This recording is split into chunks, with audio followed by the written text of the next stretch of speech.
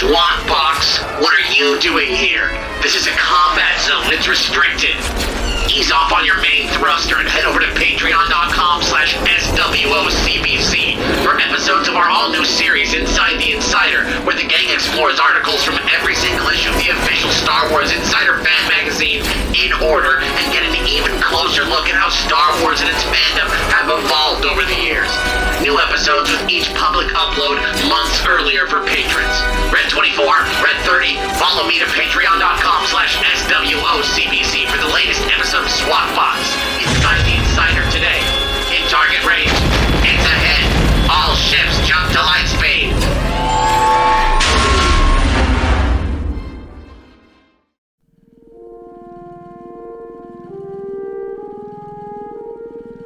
The Star Wars Old Canon Book Club is made possible with contributions on Patreon. Head to patreon.com/SWOCBC for ad-free episodes, reading guides, movie and TV episode, audio watch-alongs, and more. Today's Old Canon fact of the day comes from Star Wars, the new essential guide to alien species by Anne Margaret Lewis and Helen Keir, first published in 2006. Among the galaxy's most dangerous predators, Flawn lamproids are a warm-blooded snake-like species now known to be native to the planet Flawn in the region of the galaxy known as Wild Space, although it was once thought they were native to many worlds. Evolved from intestinal parasites, their bodies are masses of grey-skinned, thick, heavily muscled coils with a loosely hinged jaw full of venomous fangs. Thought to be animals by much of the galaxy, lamproids are in fact sentient and quite intelligent.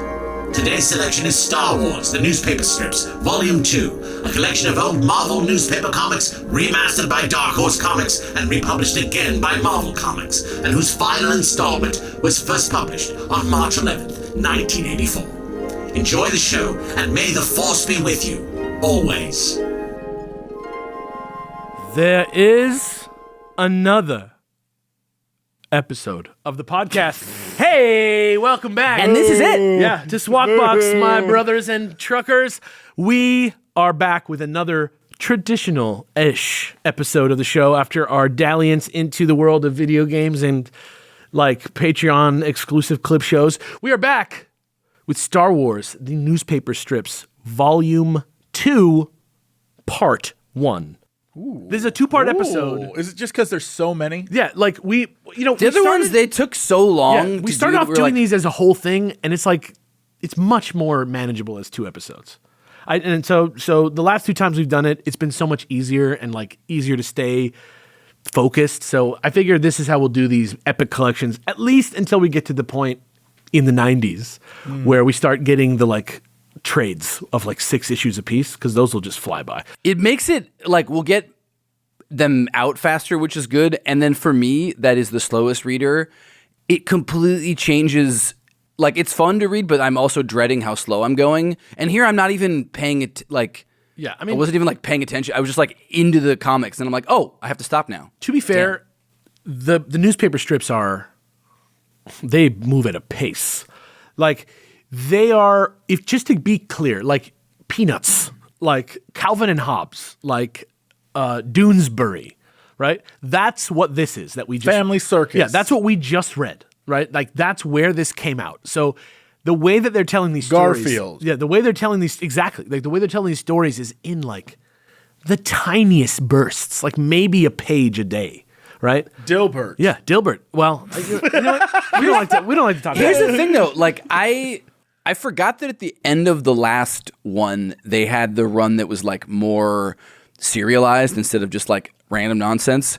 So I came into this one being like, here we fucking go with the weird nonsense. And I was so pleasantly surprised that it was like an ongoing story instead of just like what it was before. Right. That, the showdown on Ord Mantell was last time, right? It made me weirdly, because this is just what the Star Wars comic was originally. Like, Han is part of the team. This is them being at Yavin 4. This is doing all, shit. Yeah, this is all before Empire. And the end of this first half gets you to Empire. Gets us to Hoth. Yeah. Like, so it was like weird to be nostalgic for the just post Star Wars but pre-Empire Comics era, and this is just could have been more stories from that era. And it was like literally this was coming out at that time. It's just that this Epic collection, the second half of it then goes from Empire to Jedi, which is where we are with the concept. Oh, yeah. Okay, I thought this was done later, but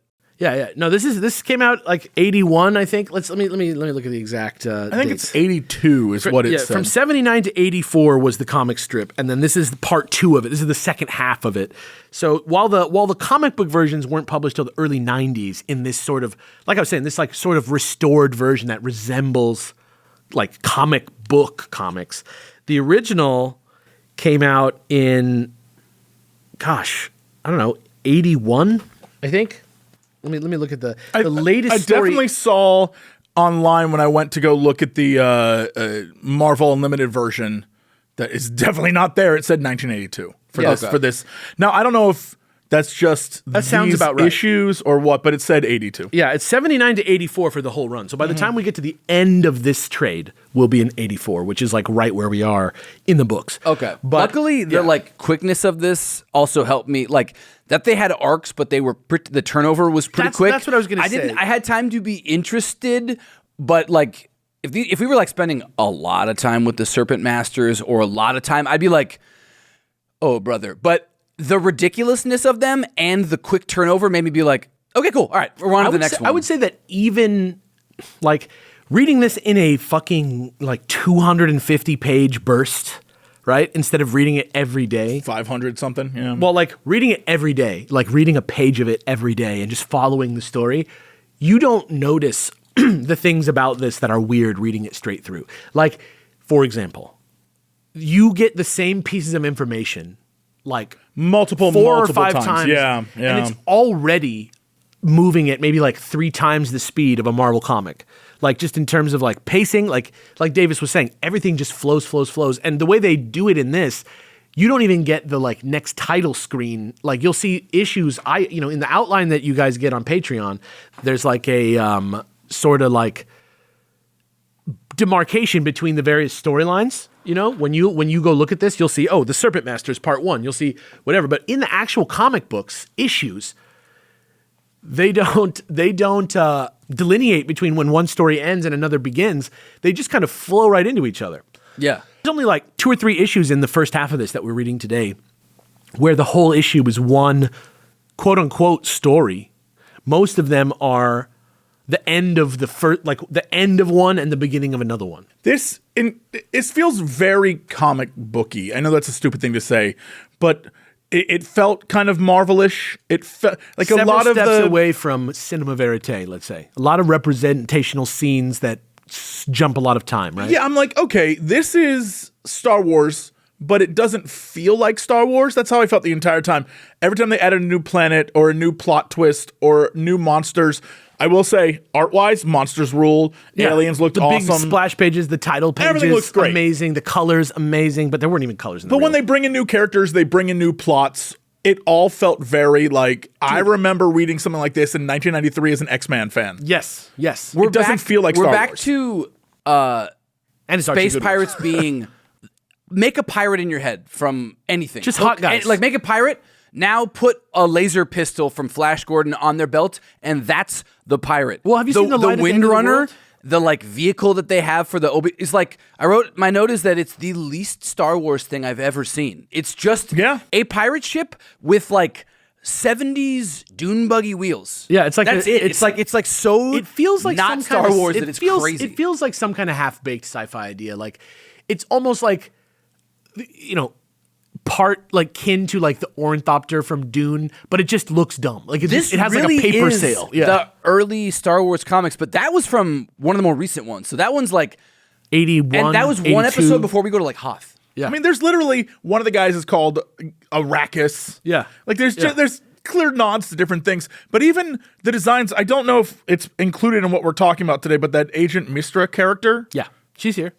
It's right before Hoth. Yeah. That happened. She's here. So she looks amazing. Yeah, she That looks design totally different than any does other. not belong in Star Wars. Yeah, that's one of those weird ones. She where looks like the Flash Gordon. Tatooine swoop bike gangs from Yes, Mandalorian. she's totally out of place. Yeah.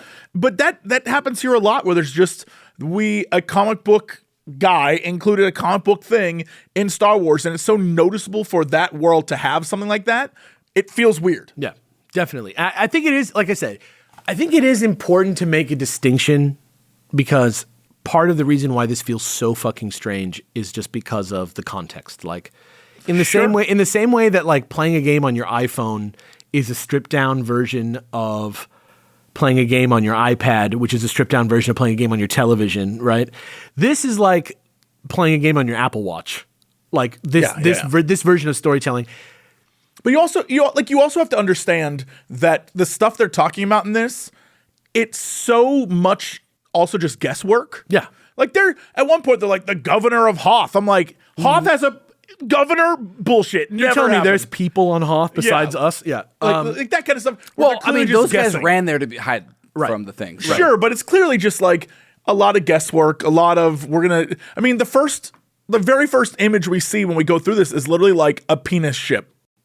Yes, that's true. The drone barge. Yeah, the drone barge is like a dick ship. Like they're just winging it, and I'm fine with that. But you have to appreciate that and what it is, so you don't get bogged down in like, well, that's not Star Wars at all. I do want to say, like, from the point of view of all the other shit that was in newspapers at this time, this shit was bussin'. You know what I'm saying? Like people were getting some art that they don't normally get, getting some action that they don't normally get, some characters that are it's like way more popular characters than like Kathy. You know what I'm saying? Well, I think people often forget that at the time, especially Sunday comics, you would get like soap opera. Yeah, beautiful, comics. Beautiful stuff. What was the one that was like the government guy? Remember that one? Or the one where it was like the guy and his wife, and they'd like, or the wife would like step out on dates, and it was just like really nice romance. Like that stuff just doesn't exist. Like we just don't have the idea of bite-sized. I mean, it's like TikTok. It's like these are really fast stories for people who don't want to pay attention for more than 5 seconds. I think we do. It's just translated to online comics. There's the comics you'll see on Instagram or you'll see on Reddit, yes, exactly. where it's like, 5 panels, that's it, you're in, you're out. That would have been the on a newspaper, but people don't read newspapers anymore. Even then, the pacing on online comics, people take their time. People will do an emotional scene for 30 days of comic. We're looking at some of the best written and most concise and like screenplay airtight, like shitty comics writing you've ever seen. That said, in 2025, reading it in a giant thick book really distorts that feeling and makes it seem extremely rushed, extremely weird. And they also did say at the beginning of this that this is not the original art. No, yeah, or exactly. They arranged it, enhanced it for this collection. So they even show you some of what it used to look like, and it's like, oh, thank God they enhanced it. Yeah, there was a classic Star Wars comic in the 90s on Dark Horse, I think it was, when Dark Horse first got the license before they started publishing mainline stuff, or around the same time to kind of back it up. Literally, X-Men did the exact same thing, where they brought the book back and then started republishing old stories and stuff like that just to fill out the roster because people hadn't been around that first time. Like, how could you ever read these stories if you didn't own that copy of the newspaper or whatever, right? Not many people would have saved them. Right, exactly. So it probably did feel kind of fresh and novel even at the time and kind of not the norm because at the time, obviously, we're in the 90s where comic books are exactly what you're saying. Like Fatal Attractions was like about to happen in X-Men here. So this was already retro vibes in the 90s. There's something you brought up earlier, and I think it's very funny and totally true. This comic feels like when you watch a reality TV show on a streaming service minus commercials. Yeah. Because it's like there'll be a commercial break. You know where the commercial break is, but then when it comes back, they literally recap what you just watched seconds ago. Yeah. And that's what this is. It feels the exact same way where they say like, oh no, Terran has come to take us over. Who is that guy? Well, let me explain what you just saw. Like 5 seconds ago. And also like, let's not discount the fact that like, in terms of economy of like plot points and stuff, everything that they mention like comes back again. Like every little thread is like something they've been working on for like issues of the story, like arcs and arcs away. There's a lot of time Yavin is under attack. Yeah, dude, that's like the plans that they get. I love that though. I'd like to see Yavin get messed up. The plans that they get in like the first story that they're trying to get, they actually got from before this comic. They're trying to get back to the base for like half it's so the story. Interesting that like I just did not. I'm surprised that the Executor is like such a big deal. Like it's a cool ship that then crashes into the Death Star and like it's like cool but doesn't do much. But here it's treated with the same amount of intensity as the Death Star. Clearly like, hasn't been destroyed. They get yet. the plans. They have to movies. take the plane. Like it's the same thing. It's really interesting because I love that ship, but it makes me. We spend a lot more time thinking about it, or at least I did, because it's like a plot point. They probably here weren't than you allowed. They probably weren't allowed to do much with it because at this point, right? And we know where this universe goes. Yeah, we haven't even gotten to Return of the Jedi. Right. In like the movie hasn't come out, so it's like they're kind of just guessing what's going to be important, and the love triangle stuff, which we kind of dealt with at this point, and the other stuff is still very much. It's still like in play. Yeah. But Empire is like out at this point, right?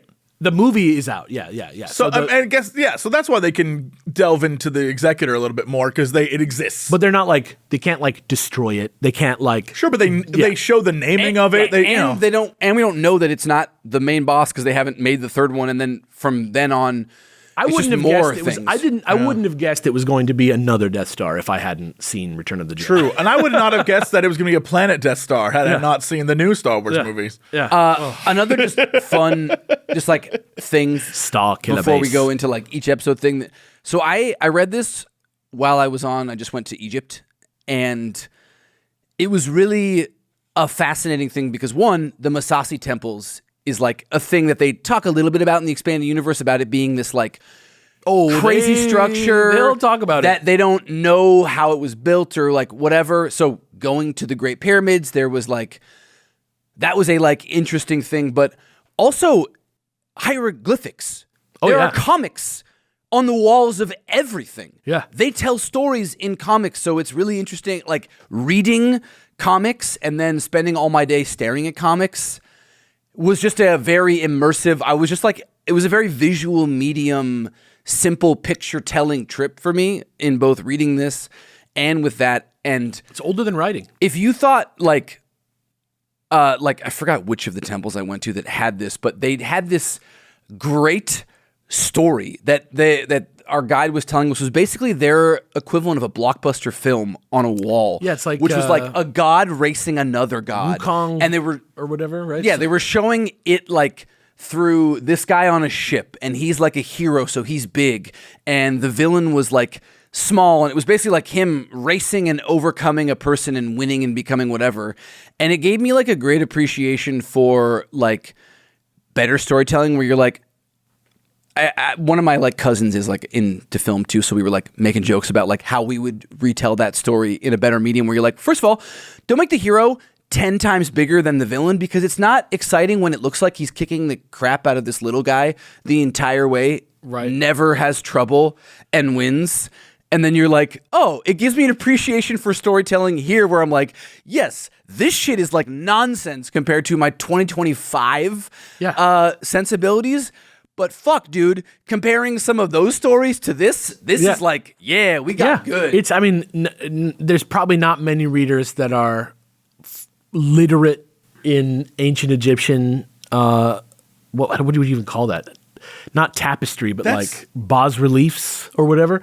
But like, you're exactly right. The context with which the audience was meant to perceive the story. Like, people in ancient Egypt, they don't understand even the basic tropes. Probably before they saw that picture, they did not realize the universal. Oh, if I could time travel back and hit them with it was all just a dream. Yeah. Damn, But I like, would be famous. that's what I'm saying. Like the get all the cat the vibes. trope of how exciting it is to almost beat someone in a race probably wasn't trite. You know what I mean? Yeah. Like, probably that was like fucking insane. Like, just the pure emotion that you feel as a person when you're racing somebody. You know what I mean? Like Fast and Furious. Yeah. Like, 1, 2. Don't miss the forest for the trees of like what 3. they are selling immensely. And in this, you know, they are elevating the Peanuts format. They are elevating Calvin and Hobbes here to another level. They are elevating the horror romance comics to another level by doing all this art direction and all this stuff here. It's just hard to perceive that having read you know, the Krakoan era of X-Men. You know what I mean? Like, it's just hard to perceive it as a ground. You know, when we were playing Atari the other day, that fucking Empire Strikes Back game was unbelievable. That's probably one of the coolest things I've ever seen in context. The balls to do a light blue, pink, and orange video game, that's fucking crazy. Like, but nevertheless, you know, they did. We kind of almost got to some semblance of appreciating it for what it is. But, you know, you give that to a kid, they're going to be like, how do I aim? Right. How do I look over the shoulder? Where's my costumes? You know, it's just seems like shit. Yeah. Speaking of shit, I'm just kidding. Let's get into this. Let's talk comics. Let's get into this. We do about what 10, 8, 12 issues today, and then another equal amount next time. This one ends kind of on like a short cliffhanger, so we're just gonna like visit that briefly. I don't think that they, when they cut this in half, knew that they were doing it for us, but it did have a great like, by the way, it's Hoth. And you're like, ah! Yeah. Like, it was a great, like, little... That's kind of why I picked it, but it wasn't actually like that good of a like story at the end. It just No, let's be clear, when we get to it, it's a chunk. It's like a beat. I don't like that this is how they're going to try and be like, and this is how we found Hoth. But that, because I was like... It's like one He beat. crashed, and I was like, dude, Luke and Snow Planets, man, he just has trouble with them all over the place. And I'm like, wait, a Tauntaun? Yeah. Hold on. Then The minute a Hoth, I'm Tauntaun like, showed up, I was like, this is Hoth. God damn. That's... All right. But they did like set up the natural situation where the rebellion would be wanting to look for a new base at this point. I don't know. Because Yavin is currently burning to the ground. Like, because they've been attacked twice, and like, you know, there's like this other like ghost beast. I don't know, whatever. We'll get The to lizard that. man? Yeah, the sleeping lizard man awakened? For some reason, that fucking guy is in my memory somewhere. Like, a drawing of him is like in a book. He looks or like something. He's a I feel He-Man like- character. I is feel what like he is. I've seen that already 6 times in these comics. That's That's like an arc. There's like the creature from the Black Lagoon type, and then there's like a hulking lizard guy. He looks like the dude. He looks like the dude that they went with in that like the Star Wars. If you know what I'm talking about, you know how like Zeb Aurelius, the like one word, Star Wars. Yeah. the guy from the dude from Rebels. Who's Steve like- Bloom, yeah. yes. He was also a permutation of Chewbacca at one point. Yeah, they're all like bootleg Chewbacca's. Yeah, And, yeah. and this guy seems taken straight from some of the concept art for one of those Chewbaccas. 100%. Because of those lips and stuff. Anyway, Yeah. this first bit is called The Those Serpent luscious Masters. kissers. Yeah, those luscious kissers. The Serpent Masters Part 1. Luke, C-3PO, R2-D2, and space pilot chick Tanith Shire with a cool haircut. She's got like a bob, like a space bob. Space pilot, and now we discover. Yeah, we thief. find out she's got a lot going on. She has like the bun, like Leia has the buns. Leia has the buns, and she's got the bob. That's what it Yes. is. And she's like blonde, redhead type person. Well, she's blonde for the first half, and then she comes back later, redhead. Yeah, I feel like they just I've kind of no didn't make a questions. call. Yeah, I'm like, all right. But I think they decided that maybe she needed to have slightly different hair to Luke. Maybe I don't know. There's just also a lot of blonde women that show up to seduce people in these comics. Oh yeah, and they all kind of look like women's lib college students for some reason. Well, except for the one girl who was like, I'm a space pirate. I'm a Hello, little boys. space bitch. I wear exactly one strip of clothing. She actually was silver fire. Well, it's really hot in space. So. Right. so- So it's known to be hot. So Tanith Shire and Luke and C-3PO and R2-D2 are on a spy mission, like Aftermath. They're trying to get back to the Rebel base, and they're running out of air on this drone barge that's filled with trash that came from the shipyards of Fondor, which is a real place that's still around in Star Wars. Suddenly, far beyond the point of no return, which makes by the no way, sense. This is actually the smartest thing, like, of all the dumb plots that happen in the comics. The idea that they get on a drone droid barge and there's no oxygen except for what they open when they open the door and got in. I'm like, that's like actually real smart and fun writing. Because, yeah, of course, why would you need oxygen for droids? Yeah. Like okay, yeah, that checks out. It's We're good. weird. It's weird because they're far beyond the point when somebody should have brought this up, like in the mission. Like Yes, they're like inside. They're like the already ship. running out of air by the time Tanith is like, just so you know, there's no air.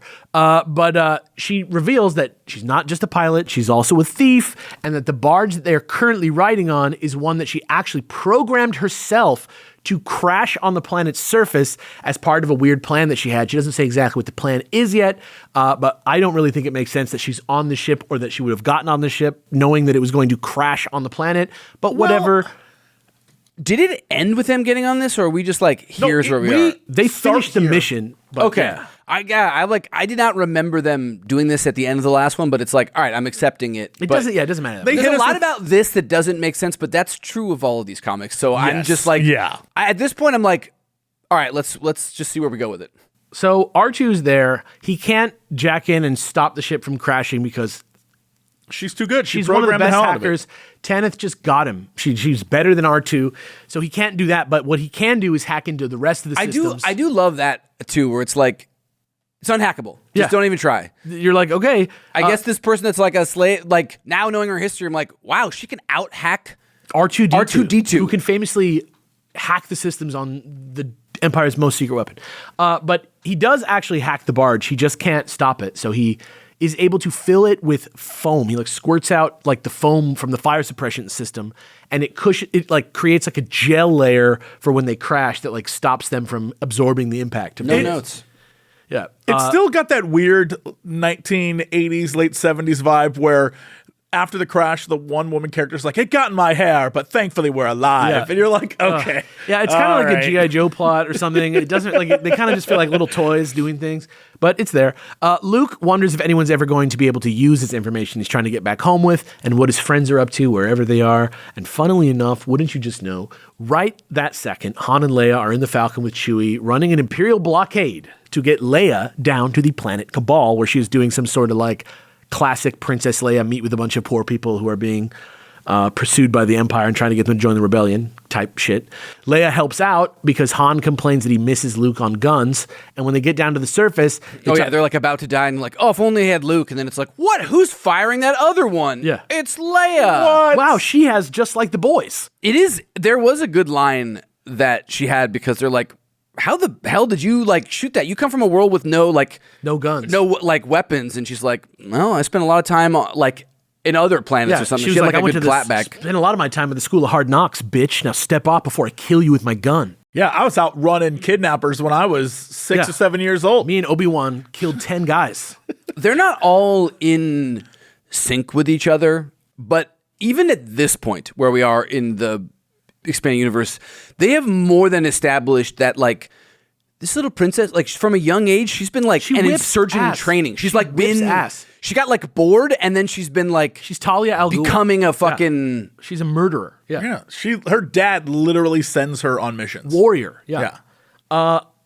So, yeah, they get down to the surface. They talk about how Han and Leia's feelings for each other, and Luke being in part of that might have sent Luke away in like emo mode onto his own little mission to kind of prove himself. Han does not care. Yeah. He's trying to They get feel the bad. smooch. They feel bad for like 1 second, and then he's like, "Yeah, that sucks, but let's hey, kiss." let me show you some sugar, baby."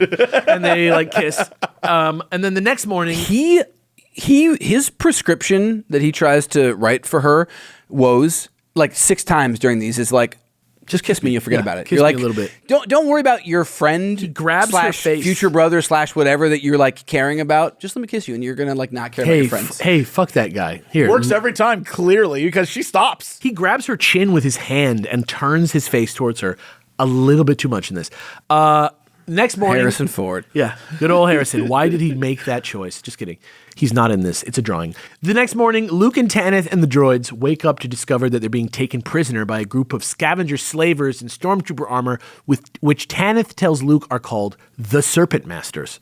She also says, I love their explanation is like, oh, they're not stormtroopers. They just scavenge stuff from across the galaxy, and it's like, so you just scavenged perfect? yeah, Stormtrooper? Yeah, and they have crazy guns. Everybody's a stormtrooper? They have space lances. They're lances, which are hilarious. It's literally a bowcaster and a lance put on it, which as a gun lance main, You love it. all right. yeah. That's a long gun, Lance. Yeah, she says they're also her client at this point, but that doesn't really make sense because once the Serpent Masters show up, they immediately stun the droids and leave them and the crash barge for like slaves to come pick up later. Like, if that's what she's doing, it's weird that like, I guess like she's not normally there when the ship crashes and the slaves just go out and get the stuff and bring it back. I mean, we'll talk about why she's doing it in a sec, yeah? Yeah, yes. Okay. But like, it does make sense eventually. it just doesn't make sense as a plan that they don't recognize her or who she is or what she's doing if she's known to be the plane crash lady or something. But that's how it goes down. This whole angle felt like a weird addition to like She what I should have remember been, her like- from her before. And also like, I'm just curious how she ever, I guess the guy was like sweet on her, but it's like how you ever were like, convincing them to let you do this enterprise in the first She place. should have just been like, hello, I am Tanith. They are letting me do this. Like, I don't know why she didn't do that, but obviously it's for the story.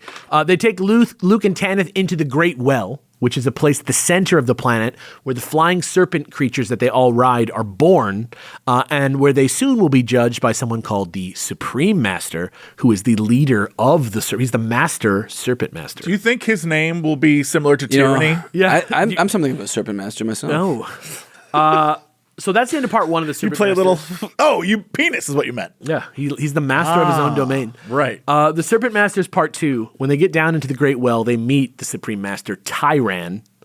Instead of Tyranny, they just add an extra By N. the way, that's a great name. Like that's a Star Wars name. Tyran? Tyran. I thought Tyrann. Like I know tyranny. it's supposed to be like tyranny, but I think that Tyrannopress. Tyrann. In my head, I'll just say names in different ways and be like, "What's the one that sounds the coolest?" I'm gonna go with that. Tyranno. You're welcome, poor writers. Tyrannosubjugation. I'll do that work for Yeah, you. like I don't know, like Sauvage Oppress is like the bad side of this coin. But Yeah, like yeah. Tyrann is like It's on the nose. I don't know. It's 100%. Yeah, without judging it, it's on the nose. It's a great D&D name. Yeah. And also he has kind of like a Lawrence of Arabia, like Bedouin vibe. he does have that, Which yeah. is kind of interesting, like just considering that nobody else really dresses like that. They all have their own. You know what? They all have their own thing. Like his number, whatever Varn or whatever his name is, number 2. He's like, I like wearing stormtrooper armor. Don't question it. Yeah, you're like, all right. Like, all right, dude. Stormtrooper armor, that was like a thing I just kept noting. Like, these comics are like, I thought they were very good looking, and I know that they're have upgraded, but amazing like, art, yeah. fuck, there's something metal about a stormtrooper on a flying lizard with a lance, where I'm it's like, sick. on a basic It's Frank level, Frazetta vibes, I'm you know? just like, Yeah. We On like a Star that. Wars level, it makes no sense. Yeah, but it like, doesn't feel like what Star on a Wars metal level, it's awesome. Boy in me proto-canon will always get down on a epitome. stormtrooper looking cool. Anytime Chewie fights something big, that part of me is just like, When he grabs an ankle and smacks somebody around with another guy, I love that. So they finally make it clear. Tyrann says, Tanith is under my control. He like says it for the reader to see for the first time, likely due to him having her people imprisoned as slaves. And by joining up with Luke, she has messed up the system that they had going where she'd crashed the drones for him to pick over. Originally, it seems like the plan was to kill Luke over this for upsetting the balance, but Tanith, though clearly in love with Luke and having feelings for him, which Tyrann is like aware of, she successfully convinces him that Luke should be kept alive, if only because he may be of some use, because he's a high-ranking rebel and because he's from Tatooine, so he has some like desert survival knowledge. So that's where they're at that point.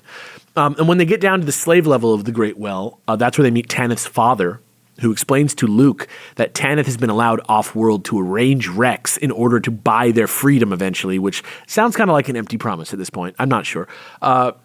which she's done successfully for years. Yeah. Like, let her go then. Well, except for that, I guess he like loves her, so like it's all part of his like. He wants to fuck her. Yeah. Everything that he does in this is around getting her to love him because he's like, I can't just kill Luke because then it'll make him a martyr to her, and I want her to like come to me willingly. Exactly. Because Varn's even like, just fucking take her. Like, what do you mean? He's like, no. Yeah, that would be rape. That's not me.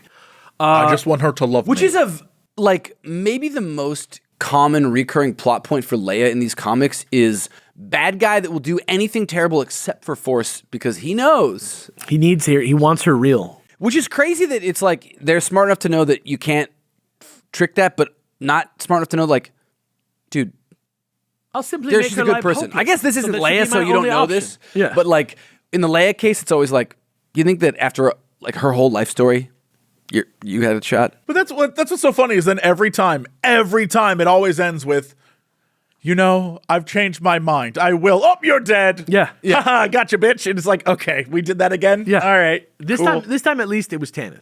Yeah, like it's not Leia this time, but it's the same vibe. Yeah. Yeah, it's literally like, I will make your life so bad that I won't have to rape you. When are the boys your going only to have that option. plot line? Let's flip it. Let's be progressive. If it ever happens, we'll be the first to Actually, know. no. I think it has happened with fucking Luke, didn't it? Where Luke was the sugar Yeah, baby? like kept alive because they were going to fuck him? It was the Snoo? redheaded girl that's the sister of the fucking tag thing. The one who was like, Remember the tag? who was like part of the monastery, but also a spy, but also a tag, but also yeah. Sorry. Anyways, continue. So Luke, at this point, does not give a shit about this weird Tanith backstory. He just wants to get out of the goddamn hole. Tanith thinks that's very hot. But both her and her father tell him he'll never make it unless he heads to the cavern across the water. Got to go see those serpents. Because that's where the serpents come from. That's where they hatch, and he needs to learn how to ride one himself. So he tries to get there, and he gets there just fine, even though he has trouble with the water because he's from Tatooine. He's like a desert rat, so he's like, oh man, this water's so hard. Wasn't he even like? I pretend like I was not scared about water. Yeah, I really don't like water. Tyran is already there waiting for him, chooses to use the opportunity as a chance to embarrass and cuck Luke in front of Tanith. The plan being that Tyran thinks that if he lets Luke try to ride a serpent, which he knows that he will not succeed at, and then Tanith sees him fail and fall from the serpent, that it's only a matter of time before she'll start to think that Luke is a pussy and that Tyran is actually the hot guy. Well, and he also is like preying on what he perceives as Luke's rejection sensitivity, because he's like, if he fails now, he'll just despair and give up. Yeah. It's like, this line of thinking hurts that's my some head. projection. It hurts my head, but it is really what he thinks. So that's what actually happens. Also, really quickly, we're around it right now. I don't know if it's the exact page, but I wrote down the note. Page 44 has the coolest looking weapons I've ever seen in Star Wars. They're like guns, but they also have like a pink laser blade on it. It's so cool. It looks like a cheese slicer that's like on the... Yeah, it looks exactly like, or like a, like you would shave carrots with. Yes, like a peeler? Like a peeler. It kind of looks like a peeler, but it's also a gun. It's the coolest design I've ever seen of a weapon. I got it right here somewhere. the problem is here they are. I take pictures of these, but then I also have 200 Egyptian trip pictures in between my pictures of my comics. So I'm like, I get it. Sick. It's tight, like a gun cool. blade mixed with Travis Touchdown's. Yes. Where have I seen this? It's so cool. Travis Touchdown's lightsaber from No More Heroes has a similar design to this, where there's like an emitter on both sides of the beam so that it looks like a peeler. What? Yeah. What game is this gun exactly from? Fuck. Great question. There's like a It's game awesome. that has this like thing, but yeah, no. Very cool, very rad. Again, just like totally out of, like, it doesn't need to be there. No. These guys just happen to have very cool guns that don't look like any other gun in Star Wars, and I'm here The for art it. direction is Also, like too that powerful. whole picture where it's like, it's not even like a leather. It's a leather jacket, but it's like the Rocketeer welding jacket and a stormtrooper helmet. And this, you're like, this is the stormtrooper that fucks. Yeah. I But like he's not, this but guy. he's not a stormtrooper. But he's not. He just is one of the. He's a pirate. He appreciates. That's the just his stormtrooper boy aesthetic. Varn, Yeah. who loves to wear That's stormtrooper Varn, armor. dude. Varn goes hard. Varn goes hard, Hey, dude. Varn. Hey, Varn. Hey, Hey, you wanna be, hey, Varn. hey, Varn. You want to get a stormtrooper armor today, Varn? He did commercials for like some car. Ernest, dude. Yeah, he did. Ernest P. Worrell. Yeah. No, but Ernest did like car commercials for many years locally here. I don't remember. Anyway, Hey, Varn. Hey, Varn. Hey, Varn. Hey, Varn. So Luke falls, he fails, he plummets down to the water below again, but he resolves to discover just what it was about these serpents that R2 and 3PO noticed before they were shut down earlier at the very beginning. So he has to move quick because Tanith explains Tyran already has the droids at the part chamber where they're going to be dismantled. So Luke doesn't really know that, but he has the sense that he needs to get up to the part chamber. And so I love this excuse that makes no fucking sense. Every time they're kidnapped, they're like, no one knows what this is a lightsaber, so I have it. Yeah. It's like crazy to me that if you're kidnapped and turned into a slave, they're like, oh, there's a piece of machinery that we can't identify. Keep you it. go ahead and keep it. Yeah. It's like, Hold on to it. insane to me. yeah, and it's funny because Also, everyone also knows when you use a lightsaber, hey, a lightsaber. that's a rare but known item. That's from 15 years. It's like having a fucking DS right now. It's not that old. Like give me a break. Yeah. But most people haven't seen them. You know what I mean? Like, just because the concept isn't old. Dude, okay. Vibro, like, there's so many things that you press a button and a beam comes out in this universe that it's like... Listeners of this, think back to 2005. Imagine what you think a DS looks like, okay? Just picture it in your head, the Nintendo DS. I know you can't do that, but just picture a Nintendo DS anyway. and then Google it, and in the comment section of this episode on Patreon, You probably thought of a 3DS. yeah, tell me Yeah. if what you thought of and what the DS actually looked like in 2005 were one and the same. And don't be snide about it if it did. Just be honest. Also, pretend that, like, we don't have to pretend. Think about, like, any ancient warrior group. You know exactly what they fucking wore. Yeah. You know the name of everything they had. Yeah. Like, Yeah.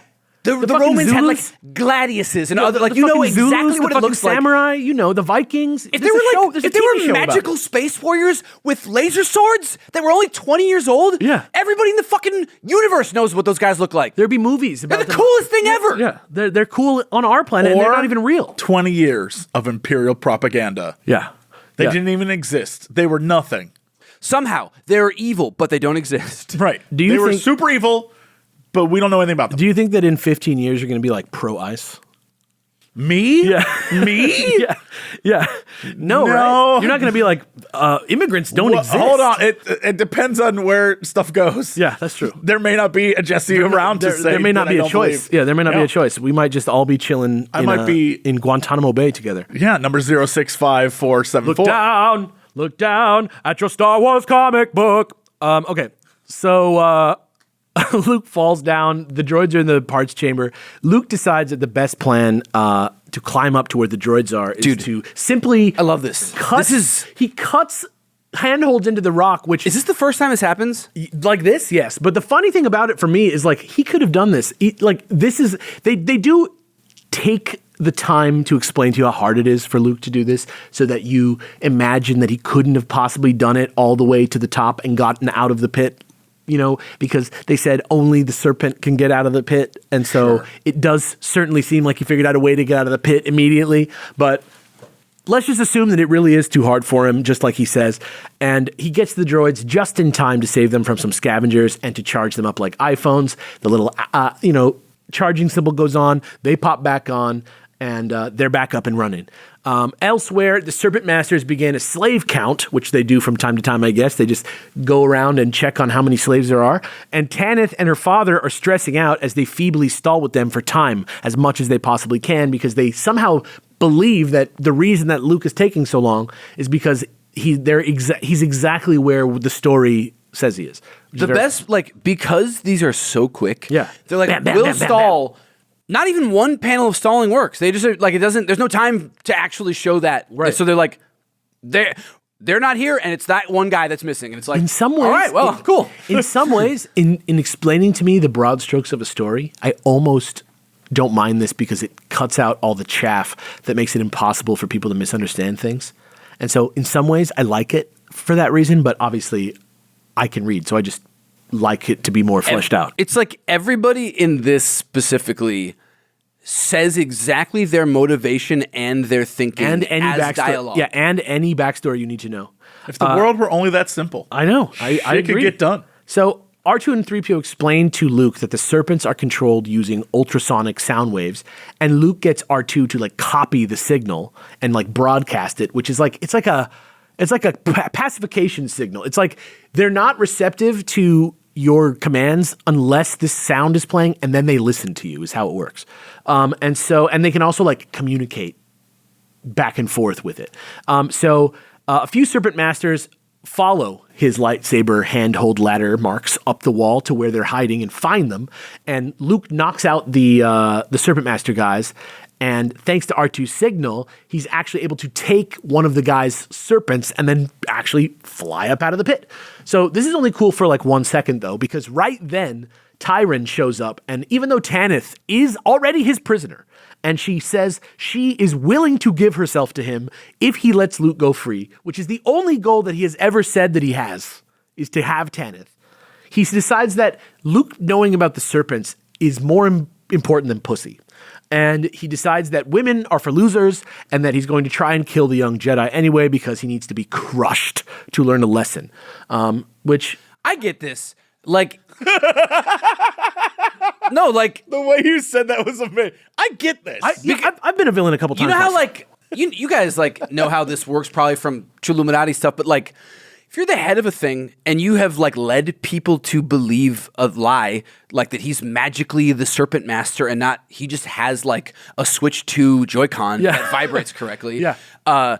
He has to like kill him because if it's like, all right, Luke, you can go. Luke's gonna just bring people back. Like, and he needs to not have other people in his ranks think they can achieve the same thing. So I that's why I'm like, I get that here he's like, I actually have to like, to save this whole charade, I have to like do this. It's more about, for me, like, look, you had what you wanted, and like being in charge is actually more important to you than being with this woman. So you don't actually like this. You don't actually care about this woman either. You just kind of want her to be part of your little GTA online it's about the apartment. control over her, too. Yeah. So that's the end of part 2. It's like the song Brandy that Like you're a James fine girl? Gunn likes, where it's like, Tanith is like Brandy, but killing Luke is the ocean. That's You know, beautiful. and that's really what he wants. Thank God James Gunn found us that song. The Serpent Masters Part 3 opens with Luke astride his serpent. As I wake up every morning, fighting in the air against Tyron's champion, Serpent Master Warrior Varn. Shout to Varn. Shout out He's Varn. G. The only I was let down only in that I wanted a fucking air. I wanted like a long air battle. There's a same, couple cool same. panels. There's a couple cool panels. There are some cool panels, but I was like, yeah, we wrap. Okay. If you look, if pretty you quick. think about it in terms of newspaper, that's like a fucking action sequence of a thing. That's true. But it is very brief. He has his lightsaber, so he's pretty evenly matched with Varn, who's like a seasoned serpent warrior, but only for as long as R2 and 3PO can avoid the assassin serpent masters that Tyron sent after them where they are at down below. So suddenly, Luke realizes that Tyron's transmitter, just by thinking, he just thinks of it at some point, he realizes that Tyron's transmitter has been in the medallion that he's had around his neck that he's been touching the whole time. And Could be Force. he just, be it just Force. in the way that it happens in this story is he's like, where is that thing? You know what? It's probably on his neck. And so he flies over towards him. Completely, he's like, bye, Varn. Yeah, he completely ignores He him. just commits completely to this hunch that he has, leaps off the serpent and like onto Tyron, knocks the thing out of Tyron's hands and over the edge, like down a balcony to nowhere. Oh, and he Elsa, like in Indiana Jones, is like, I can get it. And so even more than life itself, he plunges after it. He's like, I got to it! his death. This is one of those, and I don't know if this is a comics code authority thing. The heroes in the movies versus their like comic counterparts they're way less lethal in like they don't give a shit about icing a million stormtroopers or anybody. And here, Luke wasn't even trying to kill him and is like distraught that the guy Died. leapt to his death. It's fucked up. But that also, if you're that guy, how rad would it be to be like, grab it and then call the serpent? Like, that's how you fucking. That's true, but I totally get him being like, ride. I can't. And then like, I can't confirm this. but no, instead he just has like a little. I can't confirm this. Pretty sure the medallion was already busted at the bottom of the ravine when he jumped. Can't confirm it. Or did it break when, I don't remember the sequence either, but like it might have break when it fell in the first place or something. I don't- It definitely is visibly Point is, broken. that's a wrap What's on Tyron. crazy about Tyron. this entire bit is Luke is like, oh man, and Tanith's like, wow, he's dead. In the background, Varn is just falling from his. It's so funny because it's in the distance, so you see him like falling. Yeah, so that's what happens is like when that medallion breaks, all the serpents are like, get off. Yeah, they're just like, fuck you, I'm an animal again. They all die. The serpents then, they get the medallion back and like recalibrate it to be in control of the slaves. So I guess that's cool. It seems kind of anti-environmentalist or conservationist. If it were me, you're just enslaving the serpents again. But they say we're going to use it to like do infrastructure and medicine or whatever. So good for them. Good end. Tanith's father seems to be kind of like a leader of the slave people, kind of. And now Luke He just has that old wise white guy energy that you find as the prisoner every time. Yeah, he's the only one they drew in any of the panels, so he must be the leader. And Luke and Tanith are now heroes of their people, or of Tanith's people, and they take the droids and the rickety shuttle that they have been after at the lip of the hole this whole time so they can get back up into space and finally deliver these fucking plans or whatever they are to the rebellion, and they request some assistance because they don't even think that the ship that they're in can actually make it all the way to the rebellion, and that's the end of the Serpent Masters. All right, Serpent. That's, I mean, it was an arc, all right. Yeah, this was the first time that you don't know that the story changes. Like, you don't get like a Newton, like previously on or something from this one. So this just flows right in. This is Deadly Reunion Part 1. Which I believe references them coming back, the Trinity coming back together again. So Luke and Tanith are heading to Cabal, where Leia was when Han dropped her off, because it's on the way back to Yavin, and it's close enough that their shuttle can make it there. So Han and Chewie are also on their way back to Cabal to pick Leia up after a weekend of glad-handing people that might be in the rebellion.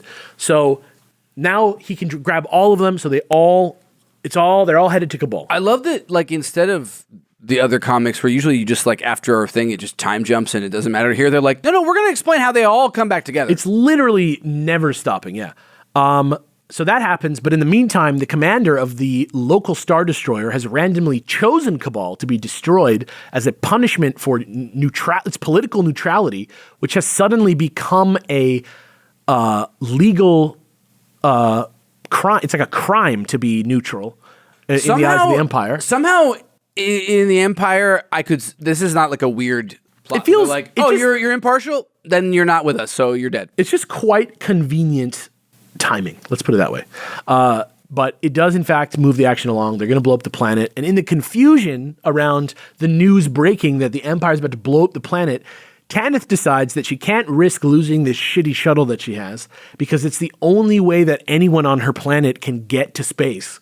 So she decides, I got to take this thing back home. Out. Pretty weak reason to leave, I got to say, considering that the Rebel Alliance would definitely send you back with a bomb-ass ship for your trouble. But she leaves Luke behind, and she gives him a goodbye kiss, which leaves Leia, who's just arrived. I feel like she was impressed. I feel like she's already made her decision, like, subconsciously. I feel like she's with Han now in her mind. This is, and it's not even just that we know. Like, in the comics, it feels like she's already, she's like thinking about him across multiple comics writers. And in this, it's like she might have some lingering jealousy around him, but I don't feel that she has that relationship with him, whereas she just has it with Han. I think she just likes to see Luke pursuing somebody else because it means the pressure's off for her. So that happens, but bombs start falling like seconds later. So even though there are clearly some emotions that need to be aired out between Luke and Leia, Han shows up with the Falcon at the last There's second. no way to me that Tanith makes it out of this. She's out. Like, she leaves, but, like, doesn't the bombardment start immediately? Maybe she you have a rickety shuttle that can't do, like, I don't want to think about it. Hyperspace, and you're done. Maybe she'll be back. Who knows? You never know. Just in case, I'm not going to hold my breath. Yeah, that's fair enough. So, yeah, they need to have an emotional conversation, the two of them. But then Han shows up with the Falcon, and at the last second, he gets them off the planet during the bombardment. So they go with him, even though he's got his own feelings on the situation, too. So they're all three kind of like not saying what they think, and they're all together again, which is bittersweet. And up in space, things get tricky, and in diverting power to their rear deflectors, they blow the circuitry controlling the hyperdrive's navigation systems, which makes it impossible for them to jump to hyperspace like they want to right now.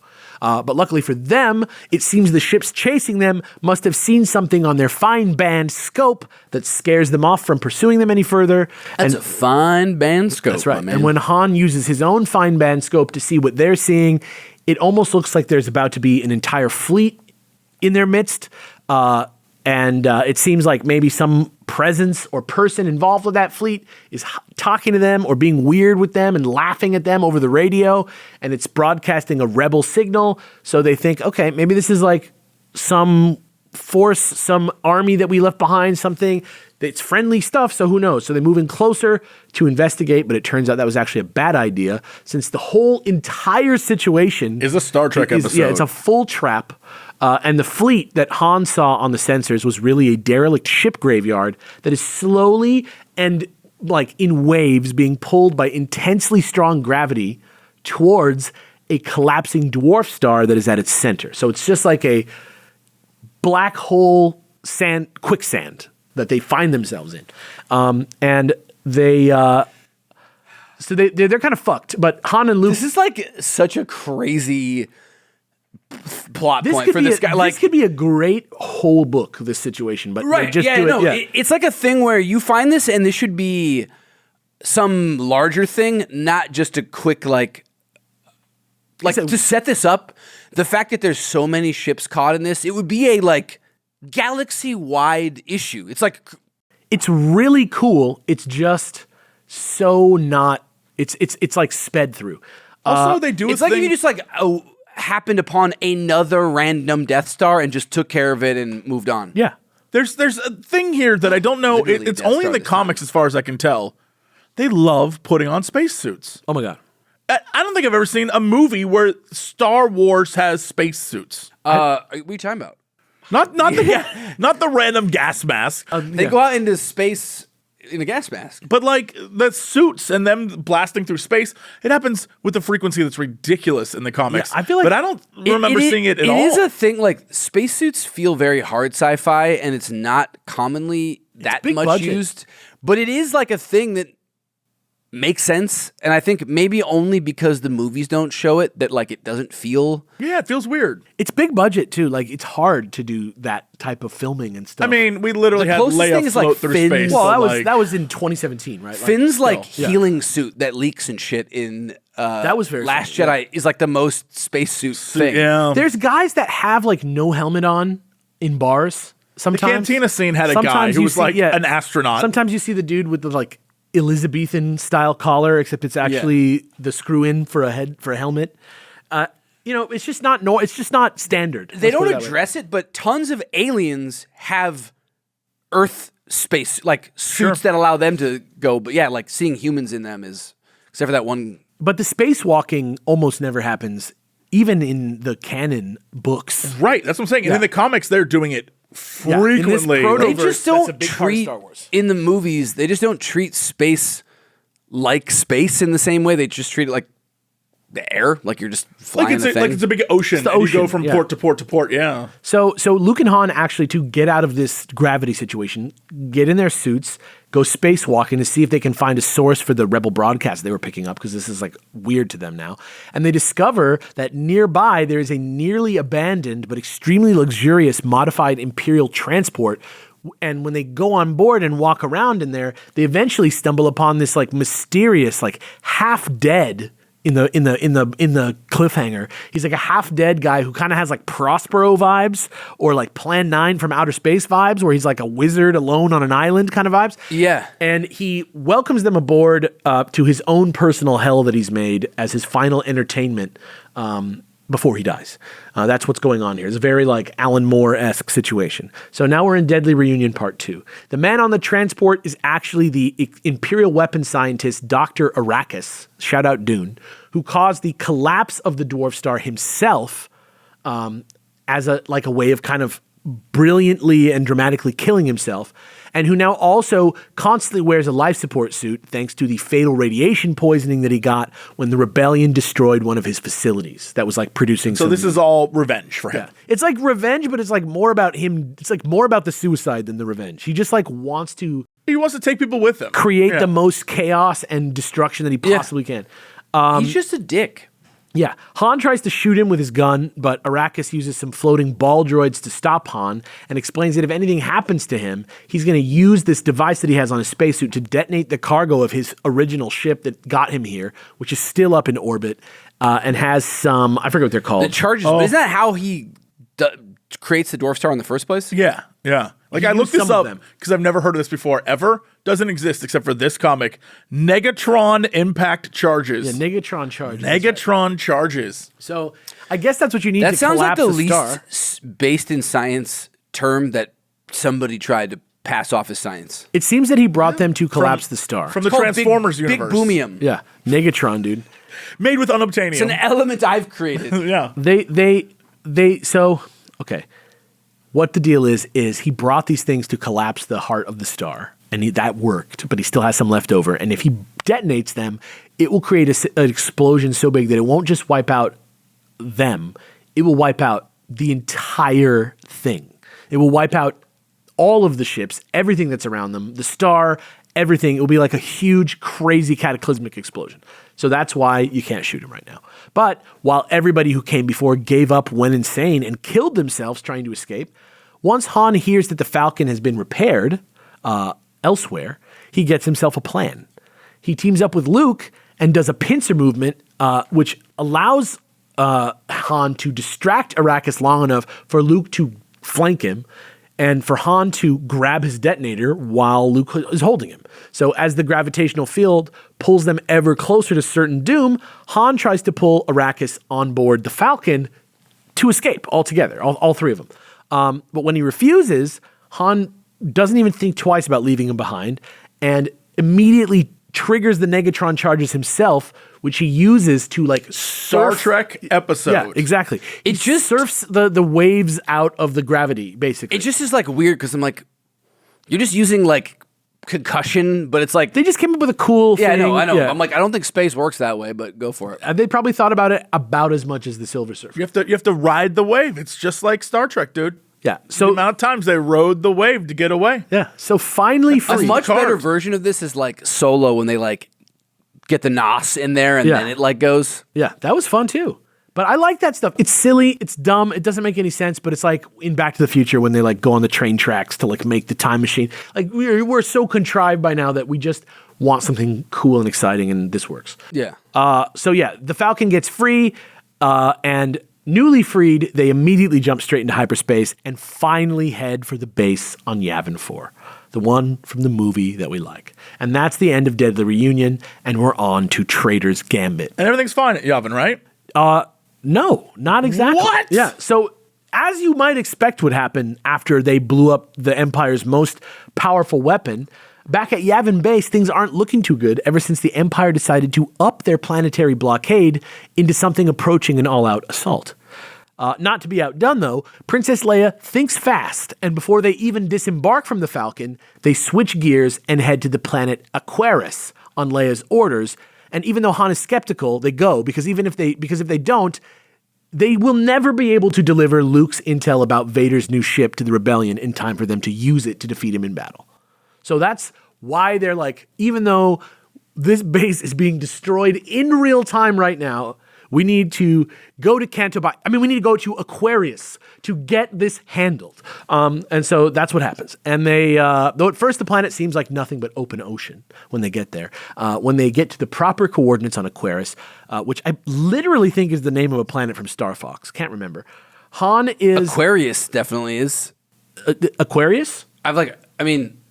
Well, it's like a sign or It whatever. might be Aquas. It might be Aquas in Star Fox. I can't remember. But it's like a water planet. But Han is surprised to find that even though it's all ocean, when they get to the point where they need to get, there is a submergible facility. Yeah, it's pops a out of the landing water. platform that comes Aquas. out of right. the ocean and leads to Pirate Queen Silver Fire's elegant and sophisticated outlaw kingdom Hell beneath the yeah. waves. She is a pirate ocean underwater queen. She is awesome. She's hot. She's beautiful. And they spell her name Fyre because fire festival. doesn't burn in water. Damn.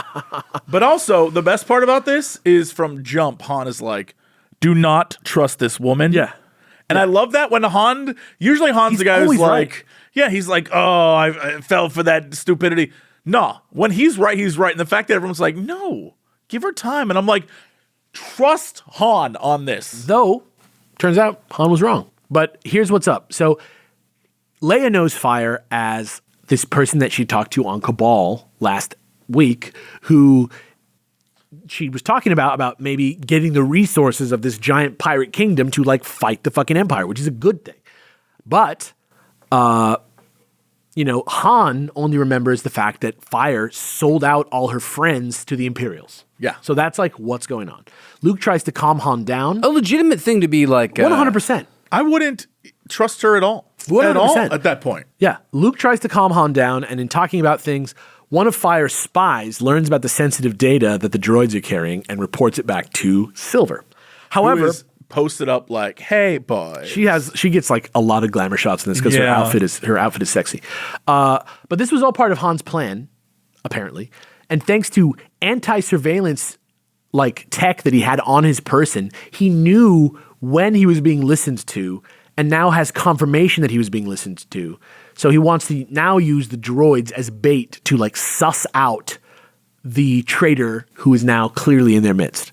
But before he can do anything about it, they're summoned down to the fighter bay with Chewie and get enlisted to ride aqua skimmers while Leia continues negotiations. So it looks like Fire's got her second in command, Kraken, who's kind of like Varn again, but just like the Green Goblin version.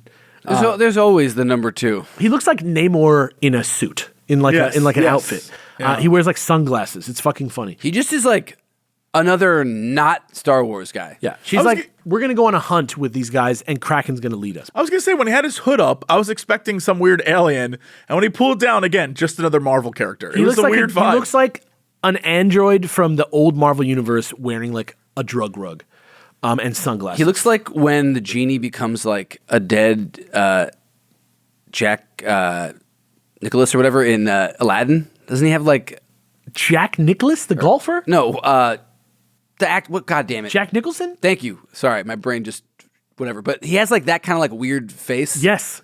He just looks like he literally looks like the Green Goblin or something. He looks fucking weird. He has pointy ears and a pointy head, if I remember correctly. So yeah, that's Kraken. They even have in A New Hope, not guys that look like this, but if you're like, all right, let's do the weird like vampire Namor face guy. But instead, they're like, no, we're going to do the one that you've seen in, like, fantasy or other stuff. It's weird. He looks like an elf. Yeah, it's weird. He looks like a goblin with different color skin, basically. But yeah, so the whole point is they're going to go out in a hunting party, and they're going to split up. So tensions are high. This is Trader's Gambit Part 2 now that we're into. Tensions are high. Luke, Han, and Chewie are split into 3 separate aqua skimmers. Silver's in one with Han. Luke is in one with Kraken, and Chewie is in one with some other, like, random hunters. So, there's nothing much is going to go down with Chewie. So when Silver is with Han, Chewie's good. Yeah, when Silver's with Han, she tells him that the whole hunt is a ruse that was concocted by Kraken to gain their trust by pretending like they're going to go out on this hunt together. They're going to get in over their heads, and then Kraken's plan was like, we could save them, and then they'll trust us, which is a dumb plan. She's like, I don't like the plan. I decide I just level with you instead and just tell you the vibes. So Han's like, okay, oh shit, okay, oh shit. The best part about all this is like, they should not give a shit. Like, Leia doesn't not trust. It's only Han. Right. Like, they should not waste their time with this. They should be like, you don't really have a choice. You trust us or not. But like, so they're down there. The plot has to happen. They're down there. They get attacked by a giant octopus, which has the sickest name ever. It's called the demon squid. Which is it is not a squid at all. It's not a demon. It's not a squid. It's an octopus. It's fighting a man named Kraken. Yeah. The whole thing's a mess. I took this as not the like correct scientific etymological name of it, and more just like what a random dude like saw the Land called. Before like, Time, that's a demon squid, like the Land Before Time type names of stuff. Yeah, long necks. Oh, 3 horns. Yeah, sharp teeth. Okay, so they're fighting this demon squid. She tries to hail Kraken. She tries to hail Kraken, who's riding with Luke, to be like, hey, we're not going to do the plan, okay? Let's just not do it. But nobody replies. So they're like, what the fuck? And Luke Skimmer just goes straight to the Kraken, which like grabs it like 20,000 leagues under the sea. And Han immediately, because this is what he always does to save people, I guess, gets in his suit and like goes in the water to save Luke. Yeah. But then he draws the aggro for the demon squid. And now the demon squid is like on Han. And that doesn't last too long, though, because luckily Chewbacca, who is fine, remember, comes out of his aqua skimmer with a piece of trash from the crash and cuts the tentacles off the demon squid, slices Han free, gets them all clear. And once they're finally clear, Silver like gets behind them in one of the aqua skimmers and like shoots this thing, and it falls down Mariana's Trench and disappears wherever the fuck Varn is. And in another life, I was a marine biologist, so like, I love water stuff. I don't know. It's like it works for me. Yeah, this reminded me of the scene with Qui-Gon Jinn. That's exactly when I was reading this, I was like, Star Wars just doesn't do water though. And then I had to pause and be like, always a bigger fish. No, they did. This actually tracks completely. That was a great Star Tours. I don't know if they still do that one, but there was one for a while where you'd get the tongue. Go stuck underwater? Yeah, the tongue would like grab your ship and stuff. It was fun. Anyway, it was actually on Naboo. But yeah, so they kill the demon squid, they get pulled aboard, and Han is like, dude, I went in Luke's thing, nobody's in there. Kraken stunned him, left, and it's probably Kraken who's the fucking traitor. So I fucked up. I'm sorry, babe. I don't know why I trust you now, but I do. And babe. They realize that Kraken probably went back to the droids who were left defenseless. So that's where they get left. But Leia was even faster than Kraken, put everything together herself, and though he was able to jump 3PO and R2 and steal the data disk from R2, according to him, she has the jump on him, steps out of the shadows, and to even get away, he tackles her off a ledge. So they like fly off a ledge together and he gets away. And as they fight their way back up to the landing platform on the surface, Han takes the long road by taking the aqua skimmer and gets to the top of the landing platform. This is kind of a rad, him just like... It's kind of weak because it's really complicated what happened, but like he takes a car to get to the top underwater before it comes out of the water. So he gets there faster because he's able to travel through the atmosphere in the water, but not in the air. Just Han using his like street smarts, I always am like... He truly understands. And it wasn't like in driving. He's like, we got a breach, so I'll meet him up there. That's like the best way to get there. I don't know. Yeah, so he beats. I'm a Han guy so now. he beats. I've always been a Han guy. He beats him up to the top, and now it's Kraken and Han, and now Luke's at the bottom, Han's at the top. Kraken's fucked. They fight, and because he's an asshole, instead of a guy who just wants to win, he throws the fucking data into the ocean. But in doing so, it immediately blows up, which reveals that Leia planted a fucking bomb on this dude. That was a sick Leia. Like her whole thing where it's like I'm doing my own plan, and also it was like you were gonna like murder him. Gave R2D2 a bomb to hand to anybody who was going to steal from him. That's crazy. And R2D2 was like, bet, dude. R2, he has no problem. Yeah. That guy's seen some shit. Yeah. I will say this issue is strange because It's very brutal of Leia. towards the end of this issue, I realized no one looks like their character. Like if you look at the art, Leia doesn't. When Leia showed up, I was like, she looks like Carrie Fisher dressed for like the Fox Christmas Leia didn't party. look like Leia. It was weird. And Han has curly hair at one point. For me, Chewie, they don't know how to draw Chewie. In this whole run, he looks weird and different every time. Yeah, the faces aren't as good. Like she has like a Disney, or not even like a Disney. She has like a different vibe. I like the but Chewie. I love that they gave them player 2 fighting game. Like they just changed their colors. So like, dude, Luke has his what should be his yellow jacket. It's blue and it looks like a fucking members only. Like he looks sick. She has like autumnal. She has her Hoth outfit, but it's like red and yellow. I'm like, you guys look sick. But no, their faces are like it's weird, wrong. Yeah, I mean, and then some of the next issues, every stormtrooper helmet is photorealistic. Yes, yeah. Like, and in the next issues, where you're talking about costume wise, when Luke starts showing up in like a bumblebee poncho, dude, like I don't know what that's about. I literally wrote Bumblebee down. Okay. Traitor's arrested. Silverfire's crew joins the rebellion because we're all good now because it was just Kraken that was the traitor. They're actually able to rout the attack on Yavin base with the extra support from the weird pirate craft that show up, and they send the Empire packing, but not before a crashing TIE bomber falls out of the sky and explodes on an ancient unused part of the Yavin temple ruins. Somebody's like, Exar Kun. Somebody's like, oh God, the temple! And Han's like, but nobody's in there, so fuck it.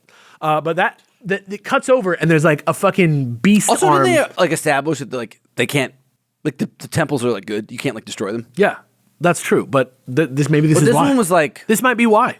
This might be why that rule exists, because the one time that fucking happened, Michael Myers was released against the fucking rebellion. So that's the end of Traitor's Gambit, and now we're on to a story that is called The Night Beast. which is a good name for it. Rest in peace, Tower Guy. Yeah, dude. You were a real G. My favorite moment in this whole reading was that was the most horror movie-ass thing. I was like, yo! Something transgressive that you would never expect to happen. Hilarious. This is like a very Mad Cat, like running around in the same area. I was like, all right. This story was, of not all of them, the I'm best. like, This was my least favorite. Yeah. But hottest people by far. Hottest. Well, that's because you're referring to the fact that after they managed to defeat the Imperial attack, they're like, guys, Party? should we throw a gala? Not a party, Like gala. a ball. Yeah. Everyone bring your finest. Like, it's the rebellion, but they're all dressed. It makes no sense. Once again, Dodonna strikes, and also he was wearing his like party outfit is your Ren Fair outfit with different colors. Yeah, he was like, he looked like a peasant He's from like the 1600s. Radagast the Brown. Yeah, I really appreciate this. Like, it doesn't work for me. Like, it makes no sense. It doesn't ring true, but the art's beautiful. The amount of different, because it's like there's like a couple like babe shots, but it's not just babe shots. It's like there's two characters that are beautifully designed. One is like a chick with black hair who has this sort of like cool dress on. There's like a red-haired chick who has this cool jacket on, and then there's like a couple like spacers who've got like There's one guy who has like a mustache and like a red, like kind of leather jacket on, and there's like some other cool guys. I just loved everyone's outfit in this. That said, this is a slasher movie and it's not very good. What was interesting about this, the like party shots, are they just kind of, they felt like they were from a different era, but like it looked like Studio 54. Yeah, Sharon Tate's house. But it made me think about the Andor season 2 like wedding at the end where Mon Mothma is just like drinking and like just Taking going parts of her crazy. outfits off, yeah. It's like I was like getting comfy. I guess like this is maybe like that was like a really effective, and we've seen like galas or other not a lot stuff. of We sex. haven't seen like dances in Star Wars like that, Not or a like lot a of scene like that. sexiness. Not a lot of and that sexiness. kind of that worked. And so I imagine like maybe based on that was like a really not weird panel or way to depict it at the time, but now it feels very dated. It feels weird that we got like a rape scene before we got like a sex scene in Star Wars. Isn't that weird? In what? Like in Andor, right? There was like Oh. a rape scene, full on. Like she says, that guy tried to rape me, right? She says the word rape, but there's never been like, hey baby, let's go fuck consensually. Are you not talking about? I'm pretty sure that happens in fucking the prequels with Anakin and Yeah. They literally, he cuts that pear or whatever, the Jogan fruit with the Force. Yeah. And she's wearing the leather outfit. They definitely had sex. Dude, They definitely had it, but there's not like the Force. Also, ice there cube. was some implied something going on when Leia those was in scenes that are bikini. Yeah, but that's the whole thing. Is it's all implied. The first time that they say rape is in Andor, and They also say shit. and it I'm happens. like, yeah, you know, but it it's happens a before TV show. anybody has. There's never been like a fan servicey, sexy, hot sex scene in Star Wars before, Sure. which is interesting. It's just interesting to me. It's interesting that we got to one extreme. I Before mean, we they got to the other did extreme. start the show in a brothel. That's true, but there's never like a loving, consensual, high octane, titties out sex scene in Star Wars. Hasn't happened. It's just weird. yeah. I mean, it depends. Have you played Star Wars Old Republic? Hey, Because that's my game. That's my world. definitely- Okay, that's my dream. Listen, okay. The Night Beast, fighter of the day, Beast. Before the post-victory dance, Ass kicker of Chewbacca. only when he wants to be. Huzzah! Oh, all right. Before the post-victory dance at Yavin Base, Luke and Han are both being weird about wanting to go to this dance with Leia. So as protocol dictates, she decides to go with General Dodonna instead, and it's a relief for everybody. Meanwhile, out in front of the base, something approaches from the forest. The tall, thin, binocular guard tower thing from A New Hope is still active, and the little guy up there with the binoculars almost doing his job. almost catches a glimpse of that weird lizard man thing before the thing like bites through the tower at the bottom and he Knocks falls it over over. like a fucking tree, timber style. Genuinely, Sure hope he's okay. Genuinely the best horror moment that I could think of from a Star Wars thing.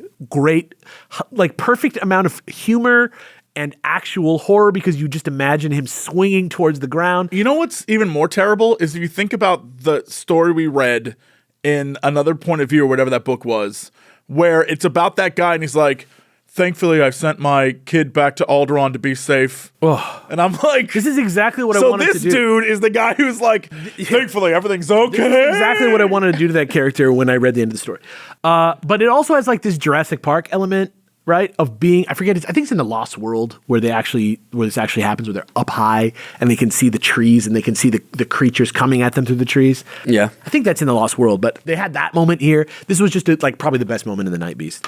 So everybody's ready for action, but Chewie like doesn't even wait. He just like goes off into the woods because he's like a Wolverine style beast man. He just like senses and goes. Yeah. So he ends up locked in a battle with this thing before anybody even sees what the fuck it is. This thing can shrug off blaster fire, and before anyone else Which, gets up frankly, there, like most things now, it's a fucking beast. It's like a man-sized lizard man. Oh, sure, but Yeah. most things they encounter, like, the blasters. Get the lightsaber. Actually, it's like even the big guns don't work on it.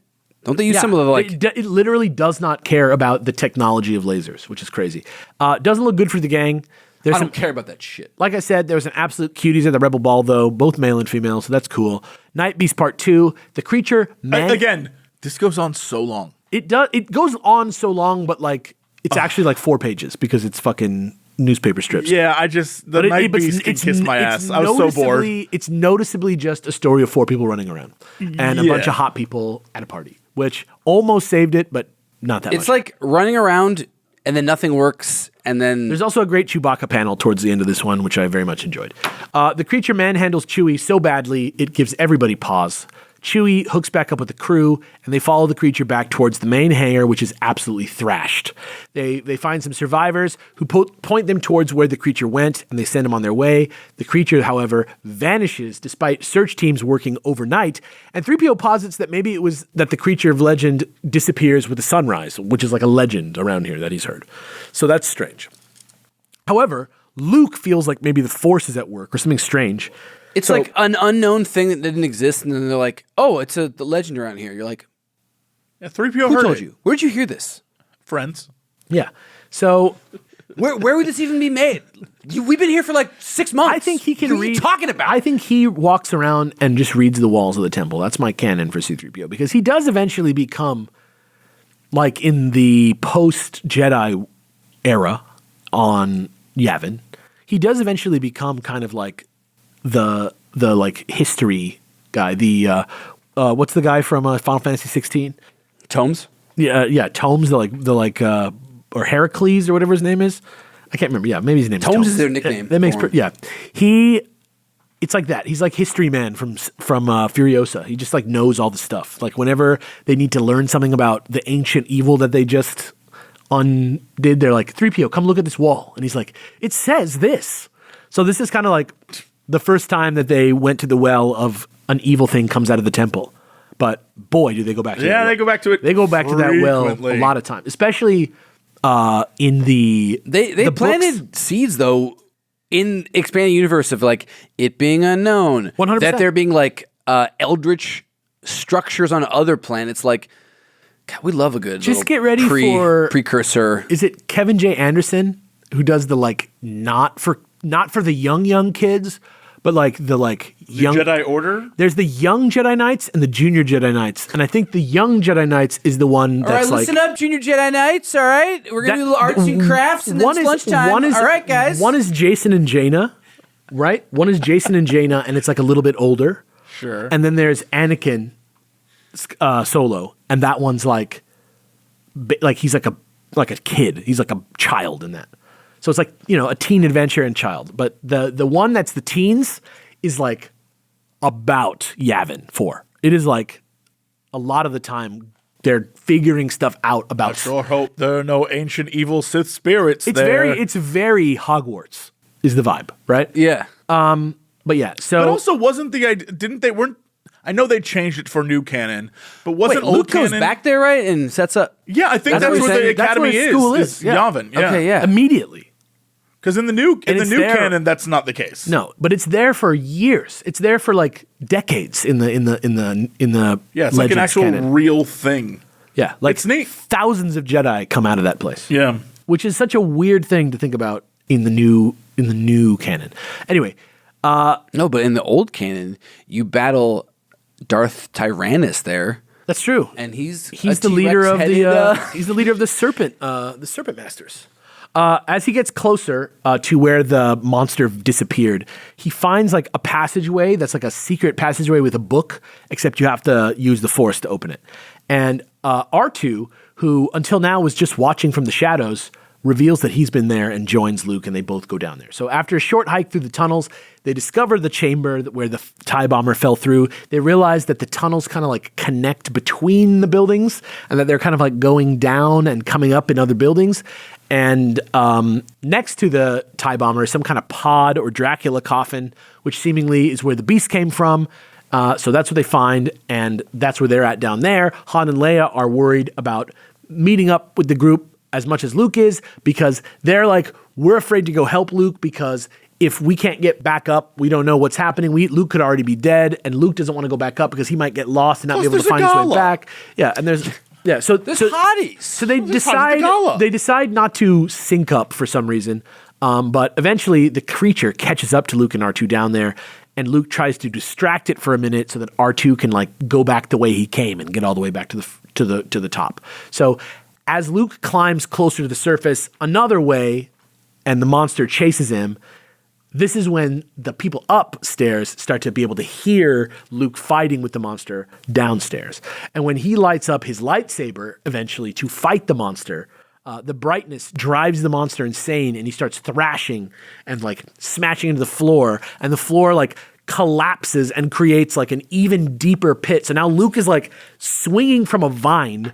The monster, who was like freaking out, fell all the way down, and he's about to fall down with the monster and be trapped down with him. But then Chewie like catches him right as the vine breaks.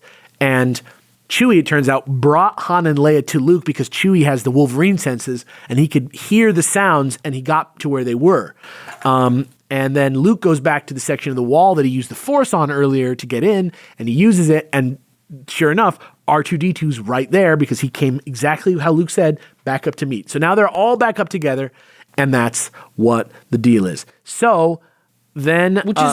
It's as exciting to watch as it is for you to read that, where you're just like, everyone's just running around. The premise of the story is very cool, and they just didn't have the time to like. It's not Star Wars though. They didn't have the time to feel Star Wars. The concept of like the people that were there, they've already like seeded the idea that there was another thing. Them here saying the ancient civilization left the galaxy because of a threat, and left this here to, I guess, watch over it. It's weird that you would like, you have all this, you have the ability to leave and do all these things, but then you just leave like a killing monster instead of like a message or a security system that you could work with or talk to that wouldn't just murder people. Well, it's a weird way to do it, but yeah. So once they're all back together, Luke's like, okay, R2, now that we have some time, can you please like show us what data you pulled from that pod down there that the monster came from?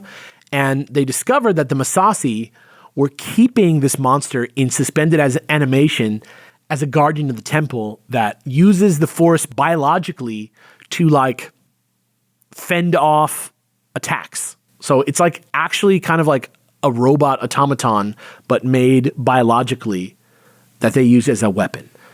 Does this lead into, does this species become... This something species, later on? Not that I'm aware of. No, but the notion that on Yavin we start to find some creatures there that are like ancient and very cool. That's a thing. That's a thing. And then also separately elsewhere, just mean like elsewhere in the galaxy, is it in a different galaxy? Extragalactic species that use biology. So they're over just tech. So they're not. That then come back later. So the Massassi are from this galaxy, and they leave the galaxy when they probably the Sith War is probably when they left, because they say it's ages ago. So I believe that maybe. I wonder if they're in those original comics. They must be. The Massassi are all over the story. We know exactly what happens to them. We meet them while they are at their peak in various stories. I know all about the Masashi, but in this story, what the story is of the Masashi, which does not necessarily hold up to that next story, is a war in the ancient past scared them out of the galaxy and they left. So the idea of somebody leaving the galaxy makes it to Heir to the Empire. So the idea of lizard men that are great killers makes it to Heir to the Empire. And separately, creatures that negate or use the Force biologically also make it into Heir to the Empire. So then, if you think about the Yuuzhan Vong as maybe like... That's what I'm talking about. Like, I'm like, does this all... If you talk about the Yuuzhan Vong being like a returned version of the Masashi, you could maybe draw a point. You could probably draw a line there, but I don't believe that's the intention of the Yuuzhan Vong. But it seems to me that Timothy Zahn very likely read this story because there are so many things in it that are literally like the Nogri, the Islamiri, the Vornskurs, which are even called Vornskurs, which sounds like Varn, and there's just a bunch of stuff from this weird Night Beast story that does come back, but I just don't think this story is told very well. There's no ability for them to build tension because it has to go so fast that the horror or just doesn't scariness feel like Star Wars. It's weird. I mean, I guess that in a lot of these random things, they have a bunch of lore about whatever the threat is. It's just this matters, and maybe we're just seeing things that aren't meant to. Like, they will do a bunch of shit here with this stuff, whereas like any of the history of any of the random places they've gone on, those like red gems, the other shit, we never talk about it again. But like because it deals with all this extra galactic stuff, and it does happen stuff there later, it like feels prophetic. It does feel like none of the stuff that was invented in this era was invented with the intention of it being referenced for decades to come. However, as we have found in reading this stuff, I do believe that we will find that much of this stuff that we thought was one-off stuff actually does return. Oh, sure. I'm just trying to figure out if it's like whatever the theory or whatever the thing is that where people hear it's like why your astrology, like you'll hear generic things, confirmation bias, and you'll just like be like, oh, this is specific, being like, is it just because they just took random shots, or was there a reason, like was this always the plan and we actually are seeing the beginnings of it? I don't think it's always the plan type shit, but I do think like, if you're going to write a Star Wars thing, if you're hired to write an expanded universe Star Wars story, especially the first one ever in years, what would you do first? Like, wouldn't you just fucking read the shit out of Star Wars? You know what I mean? Yeah. The one thing that I thought was interesting is I did a lot of research to figure out like some of the names, some of the people, because in the last volume of stuff that we read that was comics, so much comes back. Dude. In this, very little. Well, yeah, this isn't the real comics. Yeah, but I'm saying like of the stuff we're reading now, only one thing, and there's zero spoilers, only one thing comes back. So far. Everything, like the chunk we're reading right now, most of it is, if you look up the Wikipedia, if you look up stuff online, it literally has one sentence and it points to this series, and that's it. So it's interesting to see that, like, a lot of ideas, but not a lot of actual things come back. Yeah, okay. Very much how, like, I feel like it's very clear to me that whoever fucking wrote the Solo movie that came out, I can't speak for the funnier version, which someday, please, just show me some of that footage so I can get a sense of what they were doing with that comedy Star Wars movie, But it's so clear to me that even though it's not a direct relational connection, those people definitely read the Mind Harp of Shrew trilogy and the fucking Han Solo, Bollocks, and Blue Max trilogy. Undoubtedly. I mean, even sticking an eldritch horror inside the Kessel Run is very old comics. Yeah, exactly. And it's fucking unnoticed, I think. Like, I think if this was almost any other franchise, you'd notice it immediately. Like Doctor Who, for example, like every week, Doctor Who puts out just the fandom itself puts out like, hey, here's like 40 things that you missed from the episode last week. Sure. But that's just not what Star Wars... It's what Marvel does, but Star Wars... Actually, I don't know. I feel like IGNs in places do a lot of that kind of stuff. But like it depends on who's making it, because they will do a lot of stuff. I think like Filoni, those kind of people will like Constantly really be like, look, this is that. Andor has like more references that don't even like crazier references. It's filled with it, but it doesn't be like, this is, remember this. It's just There's a whole store of references. My point in is that that it's lost on the average viewer in a way. Like, but that's what makes it so good for Andor, for example, is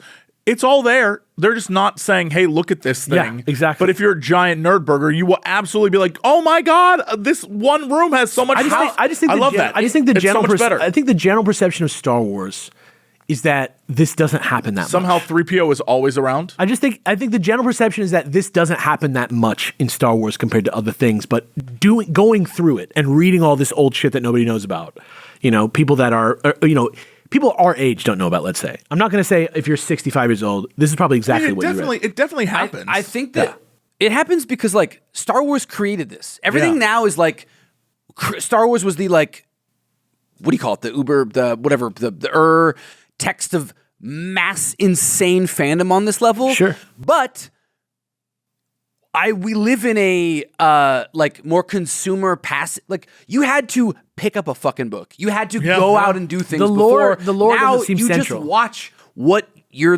streaming service or the algorithm serves you, so you don't have to, like, you more popularly can feel like you're in the fandom by just watching the major releases than before, where you had to be like intentional about it. Yeah, it's almost more it's almost so popular that it can't be that.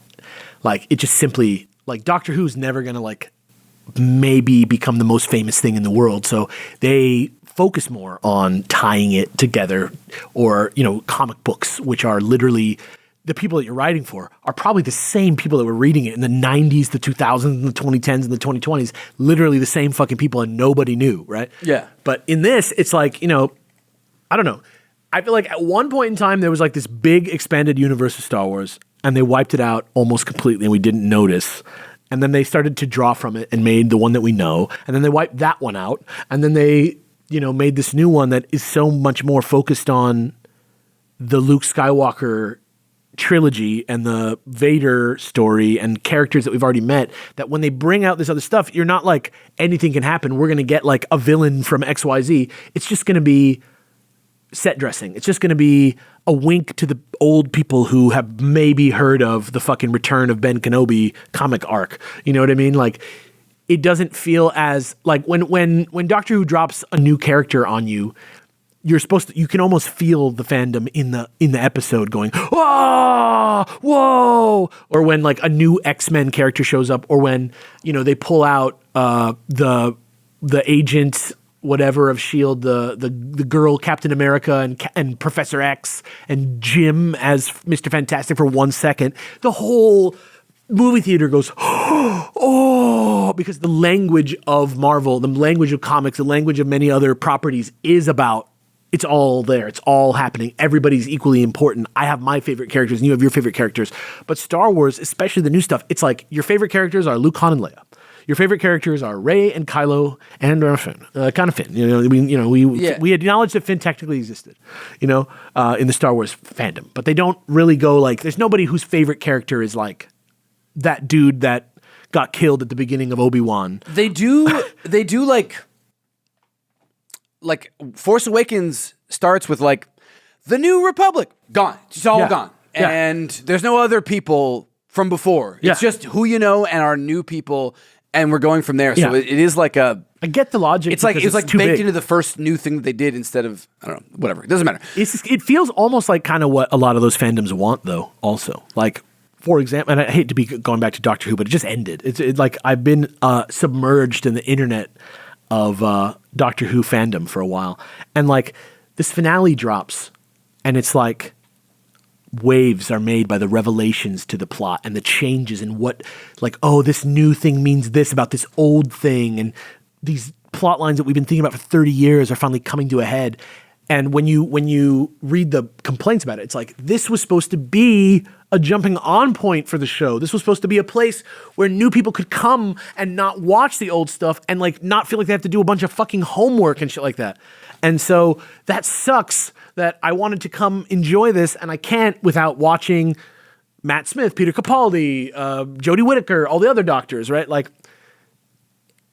the way that Star Wars has been handled by the studio that makes it, I sometimes feel like is the exact opposite. The thing that people want, which is like, just make it approachable, make it easy. And I feel like we've seen the monkey's paw of this. I feel like now with Star Wars, especially in the new stuff, you know, looking at how textured and like in service to telling the tale all the details are in these old stories versus the marketing angles and like combination of characters.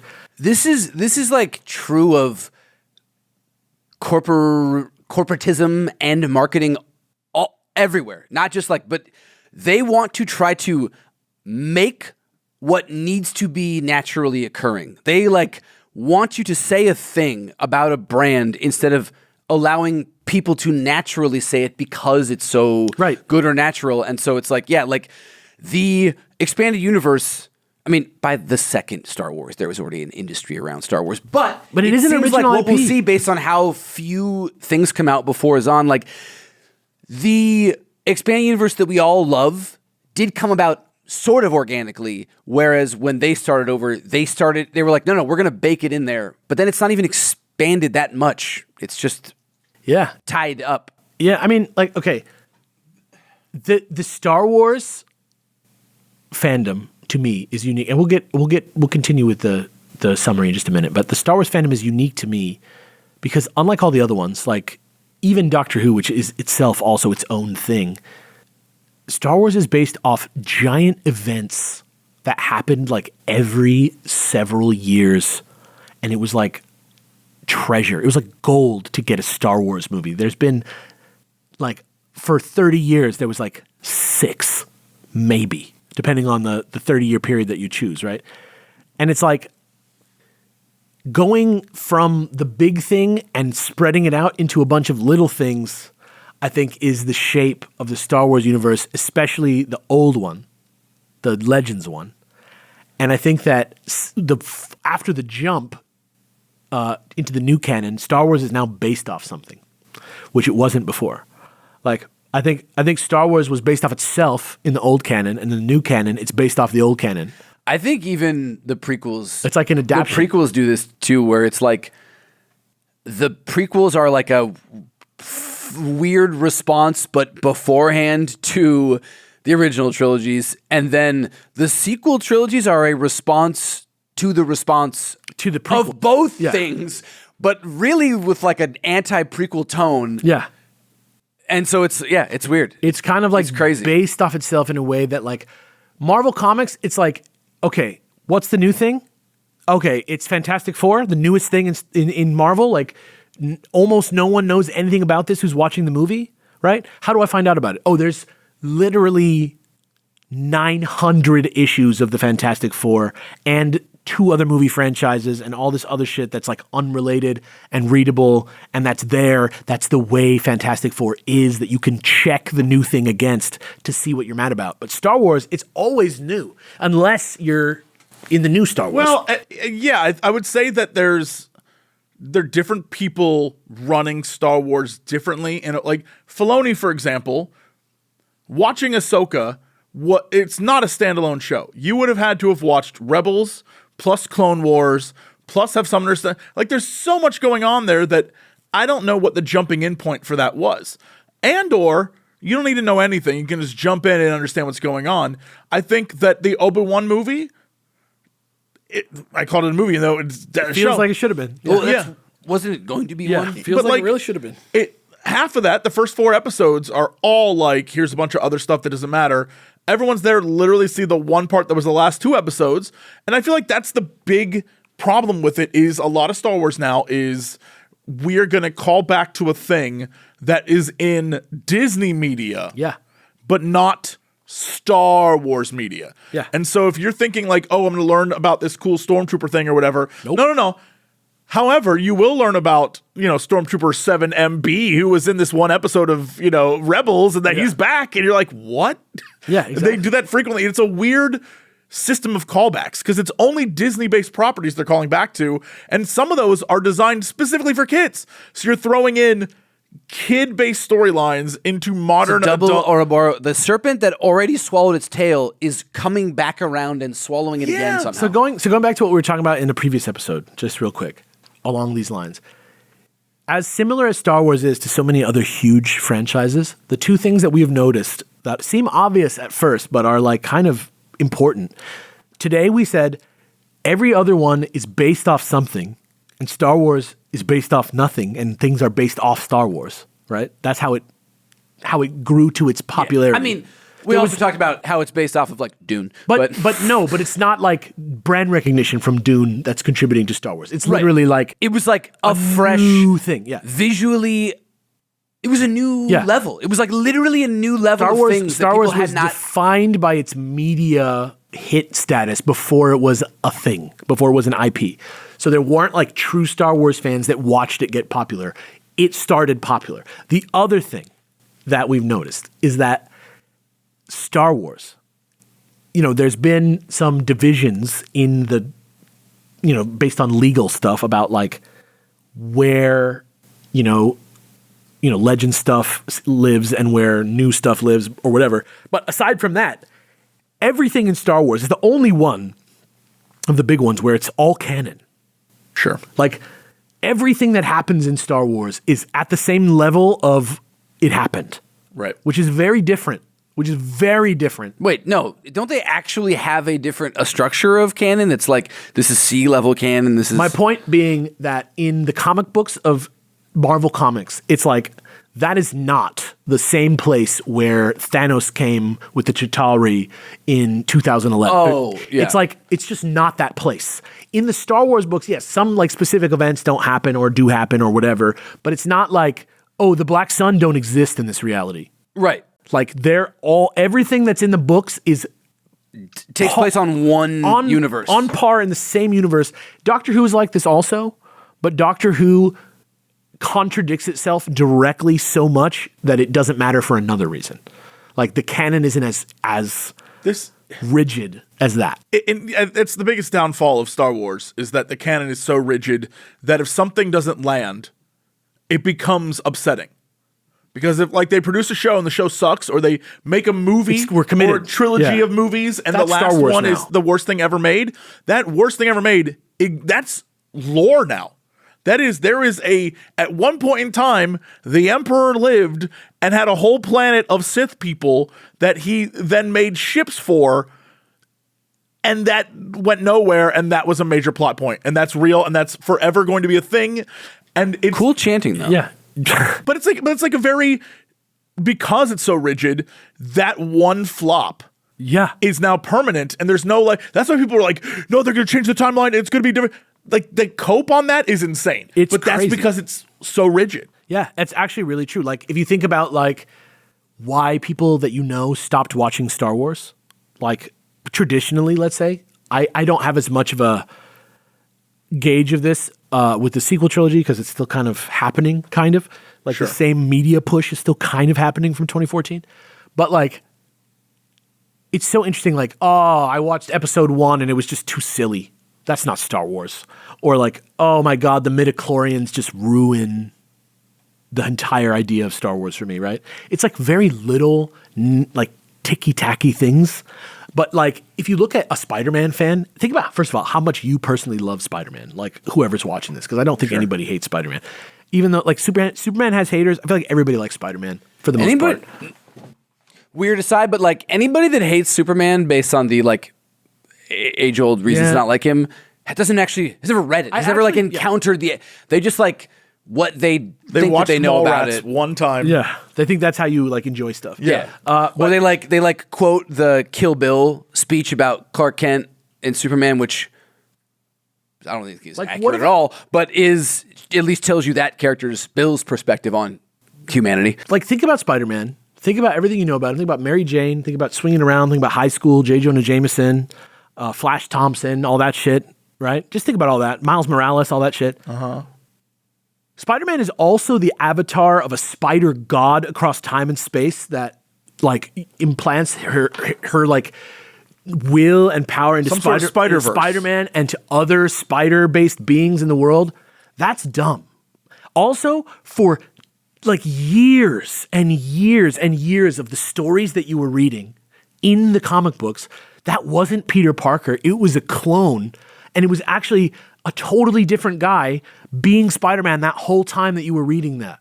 You know what I mean? Things that today, if they did that in Star Wars, if they were like, that's not Darth Vader, this is Darth Vader, and Anakin Skywalker's still alive, people would be like, fuck you!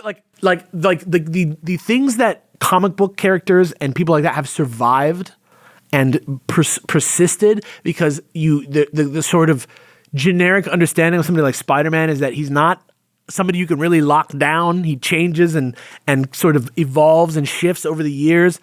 I think eventually we'll get there with some Star Wars characters. Oh, I mean, we are already there with the world between worlds, that whole like walkway thing where there's like time has no meaning here. So characters can just show up again. It's so crazy that people just we're there. People just don't want it. They just decide, I do not see it. Which I think is healthier than being like, it's ruined. Because if you could still be religious and ignore things about your religion that stop you from living your life the way you want to, that'd be better, right? Oh wait, everybody does that. Oh wait, literally everyone does that. Yeah. But yeah, anyway, I just thought that's an interesting thing to say is like how fickle people are with Star Wars because it's real. It's everything matters that happens in a way that... Yeah, there is no multiverse. There is no... They're saying this is... Yeah. I think that's a huge mistake Disney made. They could have just said, you know, Star Wars is just tales that are being told, and what is real and what isn't is up to you. Enjoy. Instead, they were like, no. Everything is ended. We're making new canon. This is real and legit, and here's what's official. Yeah. And the minute they did that, everything counted, and when stuff sucks... Which I get, because they're like, then you want to buy it. Well, but then you can never... That Catalyst... The Rogue One story, and we got necessary. that. We were so excited, read it, and it is nothing happened to that point. Yeah, you can never kill anyone. You can never have Captain America say "Hail Hydra" in Star Wars. You can never do any of the crazy shit that you want to do, because you have to live with it, which is interesting. Anyway, the return of Ben Kenobi, part 1. This is my favorite. Like them bringing Ben back?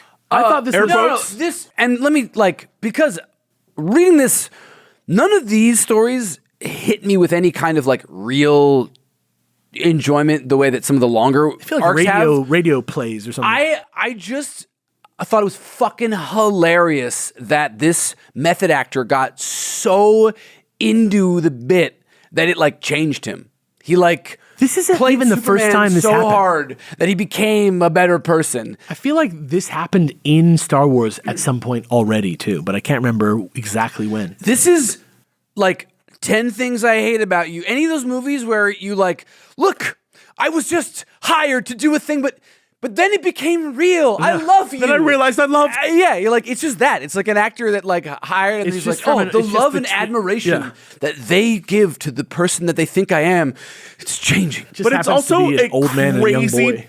How we need to talk about the fact that in the comics, Vader's plans are insane. Hilarious. They're like opposite. They're like Sherlock Holmes solutions that he somehow plans. His whole thing was like, I'm going to mess with Luke's mind by having an actor. This is a cautionary tale about when you have too much time and unlimited ability to do things, like no oversight. This is where you get insane vanity projects like this. Yeah. So in the aftermath of the Night Beast incident, Luke feels lost in the Force. Like he needs more guidance from Ben Kenobi, like he got when he was like in the Death Star trench. You know, he like is aware that maybe he can talk to Ben again after he dies, so he resolves to go get that help. And back on Vader's Star Destroyer, Admiral Griff tells the Dark Lord how the Alliance has fought off their blockade on Yavin, so Vader resolves to crush them, but not before he's ready. And he has a few things that he needs to do before then. So just shut up and get ready. Wait until the second movie. Yeah.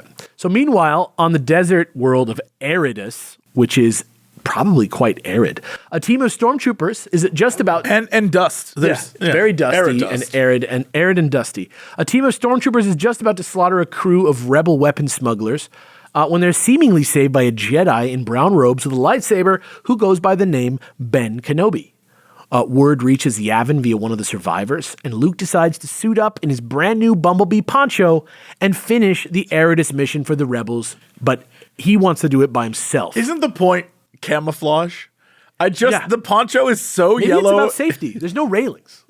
You're right. Hold on to me. You won't fall. Maybe it's just to help the stormtroopers make it interesting. Like, shoot me here. Yeah.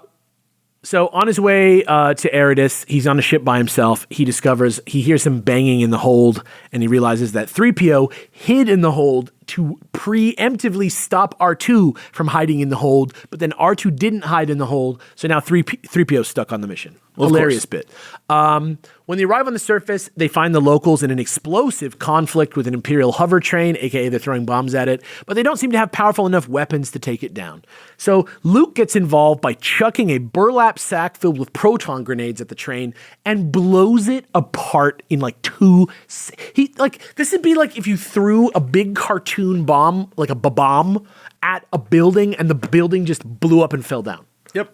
Hilarious. However, he was too close when the explosion went off and he knocked the wind out of himself and he went down. And so when he wakes up, a familiar shadowy figure emerges from the rocks.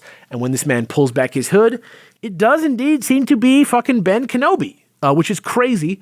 But Luke passes out again right away and wakes up on a boat with wheels called a Windrunner, which Dave has talked about slightly. It looks like an ancient cybernetic boat with a Lego pirate It's not even sail. like cybernetic. It's like if you made it out of like shell or enamel. It looks like a Dinotopia it would be like a boat. magical boat that maybe Gandalf and the guys would have gone to but then the it land has of like the elves. Then it has like Boy Scout like soapbox rally wheels. Yeah, those cars that you build for that thing, it's like those wheels, and the wheels are like shitty. And they're got like Lego, thin, and they're like at an like the whole thing is like, what the fuck the is Lego this? pirate set like sail, the one that's like that's what's on this boat too. But still, I like the idea of like using wind on the dunes. It's just not the coolest designed. It's just they take a lot of like. I mean, it's just like a hallmark of Star Wars is how like lived in and usable everything feels. And they take things that you already have and just make it like the land speeder is like better. A sedan or some other shit. They're like something that they do. Or even they take the Jawa Sandcrawler and it's like, you just do something to make tank treads seem more exciting than it is. And you just were like, nah, let's just give it some shit. They were like, let's just make an old Trojan boat more exciting by putting wheels on it. Anyway. Like, I don't know, make it like a solar sail or like something that they do like later. I don't know. I'm with you. So 3PO says it's used to traverse the sands, but apparently while Luke was unconscious, Ben had to go back and help the locals, which are called Chubbits. Chubbits. This just feels like... Say it one more time, Chubbits. What were the little rabbit dudes from earlier in the comics? This just feels like that weird like the 80s movie, like Dark Crystal or like, I don't know, just like that kind of These ones just kind of like are dudes though, right? They're just like kind of like... Yeah, but the name just evokes like that era of... Big time. Back on the Star Destroyer, Vader gets a call revealing that the man that looks like Kenobi is really an actor that Vader hired and had lots of surgery done on to deceive the Chubbits. Great. The Chubbits love him as a hero, and he just created that situation where actually it seems like Ben Kenobi is helping out some people to draw Luke there and be a trap for him. So he's given him like a shield from not Star Wars, but that works like the Metal Gear Solid 2 shield. Yeah, the Lux shield. And a bunch of other techno things to mimic the Jedi-ness. Yeah, so upon hearing this, Vader's like, I better get down there. So he like also heads to like spring his trap. And as Luke and fake Ben meet a stormtrooper, the stormtrooper fires at them, and the shield is in Kenobi's robes. Luke doesn't notice that it's not the Force, which is kind of interesting. He just kind of accepts that it's Ben and that he just does crazy things. And Ben's like, we need to go to the Iron Tower, and Vader will be there. I mean, he's never mind. No, he won't. But he's like, we got to go there because it's like the only way to like send communications off the planet. Wait. But also, is he a reliable narrator? Because it's like it's their deep space communications, but it's fucking with the nervous system of the local creatures. That's the Chubbit's actual issue. That's the So actual. that all is because it is set up. I'm like, how much of that is real? But it is all real. That's the Gorman of it all. It's like literally like the Empire shows up, and the reason that they're pissed at the Empire on this planet is because they greedily built a communications array that gives everyone on the planet fucking cancer, like whatever it does, like makes them writhe around on the ground and have epilepsy and fucking die and lose all their shit. Their nervous system gets like destroyed. It's fucking crazy. So that's what's up, and basically he's like, let the Chubbits take C-3PO back to your ship, because if the droid was near him when he used the Force, 3PO would have been able to tell that it wasn't the Force, which is funny because Luke should be able to tell, but he can't. Honestly, could just be R2 baby. should have been like R2 is the one that scans. C-3PO just is like I speak some languages. Yeah, but I feel like the basic sensor array of a droid is like a whole suite of perception that we don't have as humans. So they just seem better at it than us, because even the standard models have like 10 noses or whatever. Yeah. And like weird, crazy eyes. So like on every spectrum, we see it. We got it all. Yeah. So they're like on their way to the Iron Tower, and they're talking about how it's hurting the nervous system of the Chubbits. So the Empire shows up to get them, and because they want to get to the tower, Luke's like, Ben, I'll sacrifice myself. I'll fight him here. You go on. You know how to do it. Go destroy the tower. And Ben the whole time is like, fake Ben. He's like, I can't believe this guy's so nice to me. This is so crazy. Luke has never been so ready to not be involved. Yeah. He's been like, no, great. You're here so you can just win the rebellion. Go. Sweet. And then I'll stay behind. And then the Chubbits show up and they Jesus. start fighting with Luke, and like are also like, Luke, we'll help you. Ben, save us. We got you. And Ben's like, this is heavy, dude. Ben, you complete sweetheart. He's playing. He's. I'm imagining I love it's. you. I'm imagining it's Ben Kingsley from Iron Man 3, and It's- whatever. What's the other movie he was in? Shang-Chi. Yeah. Weird. He comes back. That's the same he's character. like a full character in Shang-Chi. So it good? anyway, I've seen the movie. he doesn't do. Shang-Chi's It's Shang-Chi's fucking a good Ben. movie. It's fucking Ben Kingsley. Like you're not going to be bored. I'm not going to say Shang-Chi is a good movie, but it's I'd say it's one of the better Marvel for a movies. Marvel movie from that time period. It's like one of the best in years.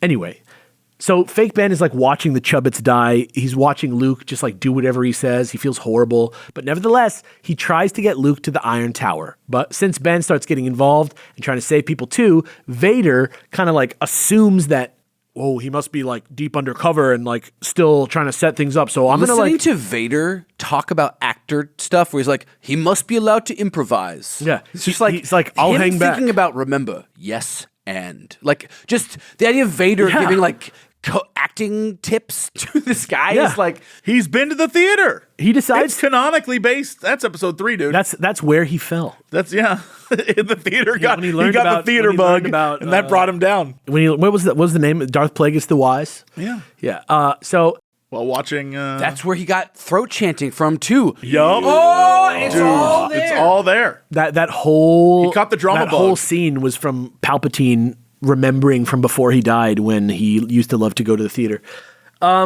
Anyway, And watch the Blitzball. Vader's like, opera. I'm not gonna go in loud. I'm just gonna show up at the top of the tower and pinch this guy. So I'm gonna just like hang back for a minute. So that's the end of part 1. Part 2 of the Return of Ben Kenobi is they make their way to the tower. Luke mistakes Vader's power because now Vader's at the tower waiting for them. So he's like, God, this feels powerful. There's a powerful force here. He thinks it's Ben like getting Super Saiyan, but it's actually Vader.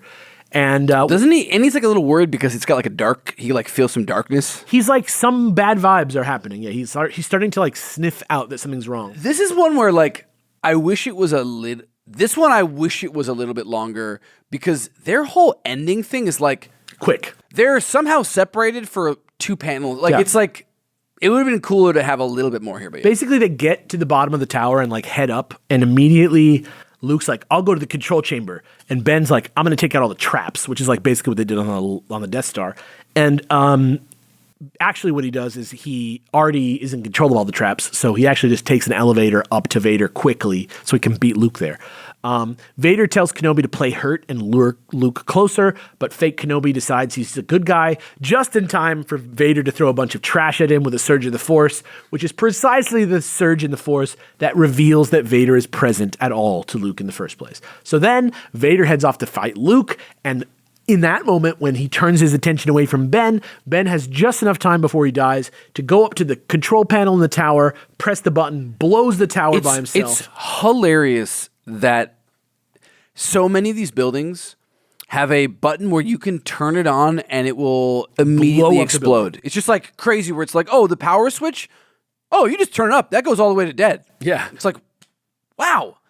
Crazy that you bake that into there. So that the tower blows up. Oh, but not only that, then he's like, I only blew up the top part to spare. Like, yeah, it's ridiculous. He blows up the top to kill Vader and try and save as much as he can. They get to the bottom where do you think, like, I know this is definitely not the case, but later Star Wars still does this thing where they like blow up the buildings, but the retcon is that a lot of the Imperial buildings are facilities that are designed to leave the planet. So they have like rockets and engines and fuel reserves. They can blow up. And so they can blow up. I buy that. I'll buy it. It's Ever since it feels Star's like a weird End thing to add. I guess it's fine if that actually is like how it was designed. Like, isn't that how like Mon Cal ships are like what they are? Yeah. But Star's End was that. Here he like literally just overloads the shield or the energy or whatever he says, and the top explodes. Like that's not it taking off. It just is it exploding. It's because he wanted to kill Vader, but not cause and save the people. Yeah. I think in the like Han Solo books where they do a similar thing, but it requires like Blue Max to do some shit. Doing like with you can do this stuff where if you like break your computer or other things have internal systems to preserve themselves from getting so hot that they destroy themselves. So it's like, fine, there is a scenario where you could do something like this, but he just and it somehow was programmed to do that automatically. Like that it's not a choice that he makes by doing something is kind of funny. That he just is like, I'll just blow up the top, and he just does. It's funny. Just like with you're just like, turn the light on, and it does it is wild to me. But so Luke finds him in the rubble, and with his last breath, he's like, I wasn't Ben, though you probably already knew that. And Luke's like, yeah. And then Ben dies, and then he's like, man, I wonder if Vader died in this explosion. And then it like zooms out, and Vader's like on a pole like Batman. He's on a steel beam. Yeah. And it looks, I was like laughing because it's like any Dark of those Knight. shots of like Steelers eating lunch on a steel beam. I'm just imagining Vader's little legs kicking over the edge of the steel beam, just like looking at a big city being built. It was like a hilarious shot to me. Arkham City. It is weird. Yeah, it felt like Arkham City to me. It would make sense that buildings have structural elements like it, but like so many things where they're like, don't have eyeglasses, don't show zippers. Seeing just a very modern day Earth building structure and him there like completely, and the tower was the most sci-fi element of that book compared to like the Windrunner. It's just like weird. It's like that one time where Vader was in Hawaii. Yeah. Or like you that made it look ruled, identical to Hawaii, so it's like a bump. Like that's where my head's at. I liked that though. That was. Oh, I love it for the like bit. Yeah. But it's not. It does. I want that on a shirt. I'm not thinking about what Vader's actually doing. I'm thinking about Vader on vacation. I want that on a velvet painting in my bar. You're reminding me of the fact that last Halloween, at least here in LA, you could go to grocery stores and there would be Disney themed bags for Halloween candy, and one of them was Vader reaching for a bag of candy. And that's like, I need it. I must have the candy. I have a sweet tooth. And that's what I think about, the same vibe where it's like, it's just never in my life have I imagined Vader's like, I got a sweet tooth. You ever think about how much it probably takes for him to eat? That's what I'm saying. Yeah. Like him being like, I must gotta have go in that all your little- candy. He just doesn't like to eat, and he doesn't like to be naked anywhere else. Like they could have used Yoda. Yeah. Yoda eats candy. You know We that. see him Yeah, eat I've seen him candy. eat snacks. Yeah, he loves Yeah, snacks. I don't know. He's got a it's like sweet tooth. Vader as like, we can put Vader in weird situations, always reads wrong. Yeah. Always. Yeah. The one I love is Vader down, though. All I see around me are dead men. I love that. This is the Power Gem, part 1. Finally, having a look at the data Luke recovered about Vader's ship was literally from the beginning, and this is like the last full story we get in this edition. General Dodonna tells Leia that they have no way of breaking through the shields of the new ship without some sort of crazy Hail Mary, which is lucky. Even with only half of these, there's so many stories. I totally forgot about this storyline, even though this is kind of like the grand finale. We get like a few pages of them getting to Hoth to like set up the next story, but it's funny how many situations we've already read where it's like a tournament arc or like, all right, you got to do Gladiator, but because it's this, it's so truncated that they don't even have time to this show one the is fights. like this one is like even more painful because it literally they're just like, actually, Jake, it's like the equivalent of Indiana Jones shooting the dude, but of this plot. But anyway, Dodonna's like, we got to get a crazy Hail Mary. Leia remembers that there was an Old Republic legend about something called power gems, which could be used to just absolutely wipe out shields of spice convoys in Iridium when these space pirates used to come get them. So apparently those pirates in Iridium were wiped out by the Jedi back in the day. But Leia You think that's the plot line of the High Republic story? Because isn't that like space Viking pirates? Yeah, I mean, I don't know anything about it at all, but I know that that's like the synopsis. Yeah, I haven't read it. But For which one? The High Republic is like there's a hyperspace war with like space pirate Vikings. Yeah. And that's like the plot, and it's Jedi versus them. The last thing I read was like Eldritch plant evil creature. But this was another one where it's like all the space pirates were wiped out, but there's like a handsome guy that's young that still is like he was away. There, he was away. Like, I was the original one, but it's like he was away. Okay, he was away. So Leia thinks Han can make it work anyway, enlists him and the Falcon to take her to Junkfort Station to look for clues, kind of teases him about why he's doing it. And he's like, listen, I'm doing this for Luke, okay? Let's get one thing straight. This has nothing to do with the fact that I want to fuck the shit out of you. I'm doing this for Luke, and we can have sex if you want. Han Solo, it turns out, really does know everyone at all the bars in space. But before he can make any headway on the power gems, the bounty that Jabba puts on his head turns the place into a free-for-all. Every single person just decides to shoot their shot, and Chewbacca gets involved just in time for it not to just be like a massacre. Honestly, with how the rules are of bounty hunting in the universe, I get it. Like, whenever the Powerball or whatever gets like high enough, everybody I know like buys a ticket. Yeah, except so buying it's like, a ticket, you're like taking a swipe at a man. Oh, let's go for it. Yeah. But that's literally what happens. After the dust settles, they try and find the one guy who seems slightly interested in helping them, and Chewie gets a lead by buying a drink for the guy or something, but it happens off screen. This is such a weird way to just get them yeah, there. so once they leave, the guy who said like where it was, he like laughs to himself, like he sent them somewhere scary. Yeah, I thought that would be a bigger thing. Like, Was not. and then it's like, no, you actually sent him to the place that does technically have the Literally, power like, gem. set him up, yeah. And you're not even under duress. Unless that guy's like a Han scouter. gets to choose to do everything. It's like Maybe he's like a plant who like tells people to go there. I don't know. he's just part of the scheme. Yeah. Actually, now it kind of makes sense. But still, that's me doing a lot more work than they do in the book. Given how these comics work, that's usually like, uh-oh. Right. When somebody laughs after they tell you to go do something and you're not there anymore, and they're like, It's like if somebody asked me for directions, Like, why and are you I filming gave them this? correct directions, and I was like, why are you still filming this? If the I'd laugh be like, isn't important. wait, so I don't go Yeah, left? exactly. What do you are mean? talking about? they're going to get to the destination. They show up. The tensions are high. Everyone there seems ready to have some sort of sanctioned fight for ownership of a power gem, which really does seem to exist in this place. And everyone there seems to have paid for their chance to fight. And a crazy-looking cyber queen called Mistra with like a... Shout out to Mistra. She has like rules. a She's an Flash early Gordon Cyclops. She's like gauntlet. early Judge Dredd comics. I love Like, her. Yeah, She's except she awesome. has no like pants or shirt. She kind of just is like dressed naked. His idea, he's like another one of those space red. pirates where it's like, look at you, like you're just a pirate. Raskar? Yeah, Yeah. he has like Literally a rapier. a rapier, Yeah. and he has like, I don't know, it's just like It reminded me of what's his face from Princess Bride. Wesley? No, the other guy, Oh, Inigo. Inigo Montoya. How can I forget his name? It's literally the point of the movie. My name is Inigo Montoya. You killed my father.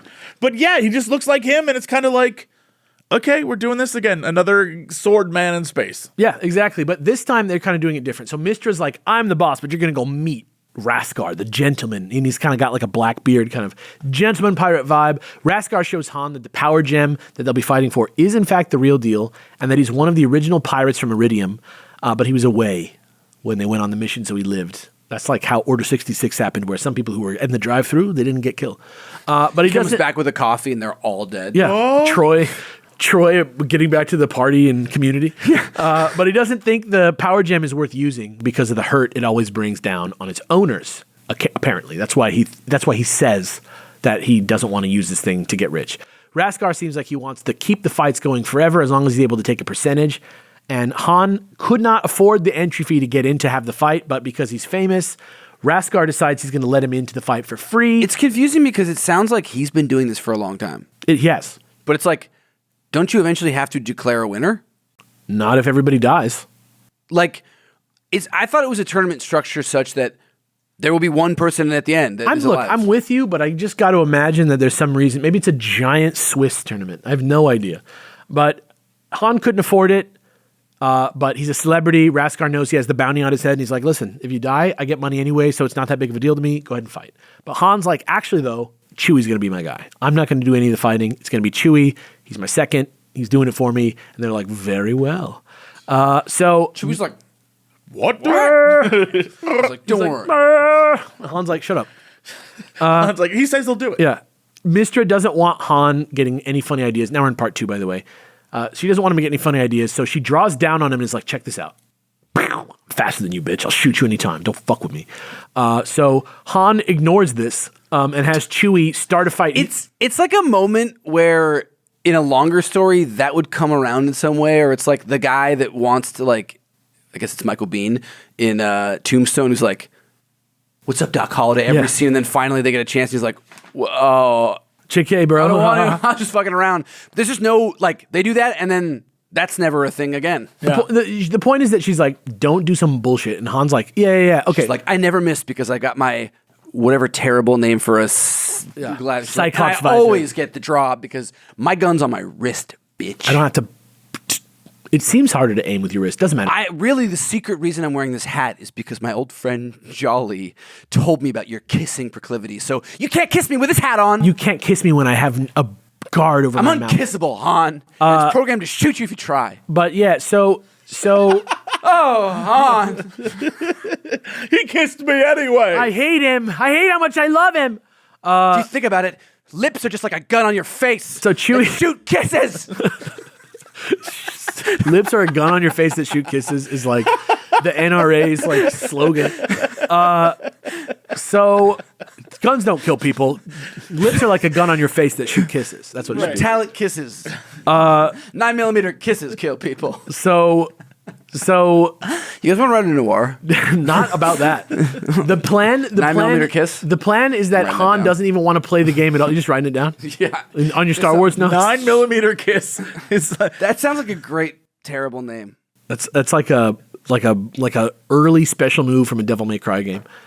Anyway, Yes. so If you're in the gunslinger. Chewie and Han are like walking, and Han's like, I refuse to participate in this racket of a dumb competition. Chewie, go kick this guy's ass right now. So they're in the like training yard, and he just steps up to the like most powerful champion there. He fights another from the same. He doesn't look like the lizard guy because he's like another one, but it's like there are these like 3 same archetypes of like bruiser monsters, and it's like I swear he's fought 7 of these already. So like that's why he knows he can beat him. Raskar's pissed because this fight is happening. Nobody's paid. He's like, it's like too high profile for him to like get involved at this point because everybody will hate him. So he just has to let it happen, which I think was actually a good move by Han. But Han also slinks away to the villa during this moment of confusion because Chewie is his second. And so while Chewie's causing a scene and getting his ass beat, he's like, Chewie, make this last, like stretch this out. So he gets to the power gem. Raskar and Mistra don't mind because he's got a trap waiting for him at the power gem though. So at the villa, Han grabs the fencing foil rapier thing that we saw earlier, challenges his sparring droid to a fight.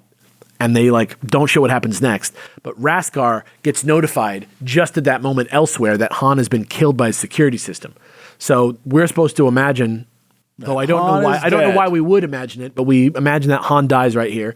And back in the training area, back in the training area, Chewie looks like he's taken some lashes, but he's still alive. He's still doing good, but he's fading. Is the notion that you're supposed to feel at this point. But then when Raskar and Mister arrive to collect Han's body, Han is casually leaning against the pedestal that the stone was on, and he's smiling his trademark smile. And he reveals that it was actually the fencing droid who tripped the security, and that he like tricked him into lunging for the power gem and turning off the security somehow by activating it or something. Yeah, it's like it exploded. Yeah. So cool. And when he gets his hands on the stone, he uses his scanner that he has in his pocket, and he finds out that the stone is like... He's a tricorder. It's not fake. Know? It's not Everybody fake. does. It's not fake, the stone, but it's like sus. It's like, on power weak. save mode. It's got like 5%. Yeah, it's got like maybe one big score left in it. And so that's a part that Raskar's been trying to hide from people. But now that this is all out in the open, Han explains that the only way that all these people don't hate Raskar is if he lets Chewie win and they keep the stone, because they're the only people here who want it to use it one time. Whereas everybody else is going to try and become famous off it, find out very quickly that it's fake, and then attack him. So that's what happens. And Mister points out that Chewie's currently losing the fight and getting his ass beat. But then Han's like, Chewie, let's do this thing. And he's like, oh, like one-shots him. He's like, oh, beat his ass? Got it. And does like the Hulk, Loki, Avengers 2012, bam, bam, bam, bam, bam, like just grabs him by his foot and smacks him into a wall or something like that. In like literally 5 seconds. Raskar knows when he's licked. He gives Han the gem and they leave. But both scoundrels know that this isn't the last time the other one has heard of the other one. And they're going to come whip each other's asses Is later. that true? Or are we going to have That's to... just what they said. I don't know. Oh, if that's okay, good. and that's All the right with end. not seeing them again. That's the end of the power gem. He's not a cool foil. No, he's not. And then we get to the very last story, which is how it's like the intro to the next one, which is called the Ice World, the Ice Planet, I think it's called. And basically, the Millennium Falcon gets back to the Rebel base, and they find that Luke never made it back. They were like, "Oh, what? We were just getting the power gem. This is so crazy." And the Imperials tighten their blockade, and Luke's report was like, "I'm having some trouble," and they haven't heard anything from him. So Luke is out in space in literally a speedboat with wings, which is like crazy. I don't know if you guys remember this. Yep. But it's like literally like a speedboat from Lake Tahoe, Italy, like the Godfather ones. Yeah. But it's like got wings, and then they're getting like, you know, whipped up by like 3 TIE fighters. R2 and C-3PO are on the ship with them, and things are just falling around inside of them. Hilarious because what is it? He realizes the TIE fighters have been trying to steer him into a collision course with a comet. A comet, which is like famously passes one point so rarely that it's insane that that's their plan. That it's like in space that you would like steer him into a comet, like, you know. Yeah, I get he can the story go has to above, happen. below, he It's can go just anywhere. Absurd. I was just like, yeah, all right, sure. But why not? Luke just Cool. says, yeah, what if I do get hit by the comet or something? So he like, He remembers his Mario Kart training. yeah, he like, And he slipstreams he gets behind the it. slipstream, he gets a little bubble of air, and then he boosts past the comet. No, but he stays in the comet's tail, and they kind of think that he hit the comet and died, which is very silly, but that's what they think. So they get pulled into the fast-flying masses slipstream, and they get stuck in it, basically. So now they're not anymore able to control where the ship goes, so they just kind of like go where it goes, and the gravity eventually pulls them down onto a snow planet, and they're on the... Oh, no, it breaks. They're like, this very rare, whatever. Like, everything about this whole comet situation, I'm like, I'm pretty sure this is not how comets just happen. But it's like, luckily right now, it broke apart into whatever. It so like we whips them across, and then like... No more. just deposit Did what it needed to do. Did a shuffle on the deck, and they crash, and they're in the snow, and Luke has his Bumblebee tuna on, and they have no power, no heat. He's got like thermal gear that he has on, and they're gonna like maybe die. It's a turtleneck. Art's sick for this one. Yeah, it's a turtleneck, and then Luke kind of like gets this like weird hat on that he has for the rest of the thing, and they're trying to stay warm, like survival style inside the in the ship, and then you get this cool splash page of a Tauntaun on the horizon, like finding them inside their little crash ship. Let me see the Tauntaun picture. Sick. It's cool. Yeah, it kind of reminded me of the Thing poster for the The where it's original like one, yeah. the silhouette of a thing. Yeah, so C-3PO detects it, and they like go, and he tries to wake Luke up, but Luke's like passed out because the fucking like little heat battery they had passed out. He's a SoCal boy, okay? He doesn't deal well with the cold. So this person like comes and sees Luke, and then like comes back, and they're like, "Hey, we have to like get him out of here right now." They like come back to save him. They throw him on the Tauntaun, and she's like, "Nothing can survive a storm on Hoth." And then C-3PO's like, "Hoth, you say? Oh my, what a horrible place." And so they take Luke on a Tauntaun, which is just so funny that like the first time that Luke ever got to Hoth, the same exact thing happened to him that happened famously the one other time we've seen him on Hoth. Yeah. So it just makes me wonder how many times he got his fucking ass beat by the snow. And maybe he really was serious. From a desert world. Yeah, exactly. Snow is his mortal enemy. Yeah, you're right. Serious. So he's a little SoCal boy. I say that as me, like when I go to where were we? Chicago, and it was just I wasn't ready, man. So now we meet this chick's father. What is wind chill? I don't know. I don't like it. A Ow. kid eating like spicy food, where it's like So the girl's name is. No. So this girl who finds them, her name is Frisia, which is she's Scandinavian. incredible. And on the ice planet? yeah. No. And so her father It is. doesn't make sense because they're hiding out. Her father's like a ruthless imperial governor who wants to like kill everyone, and she's like, "No, this guy can hang out with me," which is like a funny. This also feels like Plan 9 from outer She space. just tells him like he's hot, right? Like, she's like he's a hot young guy. Like I want to be I with wanna fuck with this guy. But that's exactly it. It's literally the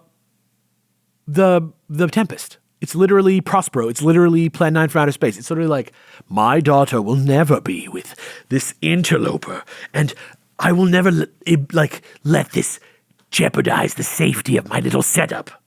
So that all goes down, and they do this like crazy thing where Luke like jumps the dude and then does like a judo throw. I don't know if you remember that. He like throws him like over his head, like and throws Luke onto the ground and like draws down on him, and then Luke's like, "Fuck this," and does his classic like I have a lightsaber trick.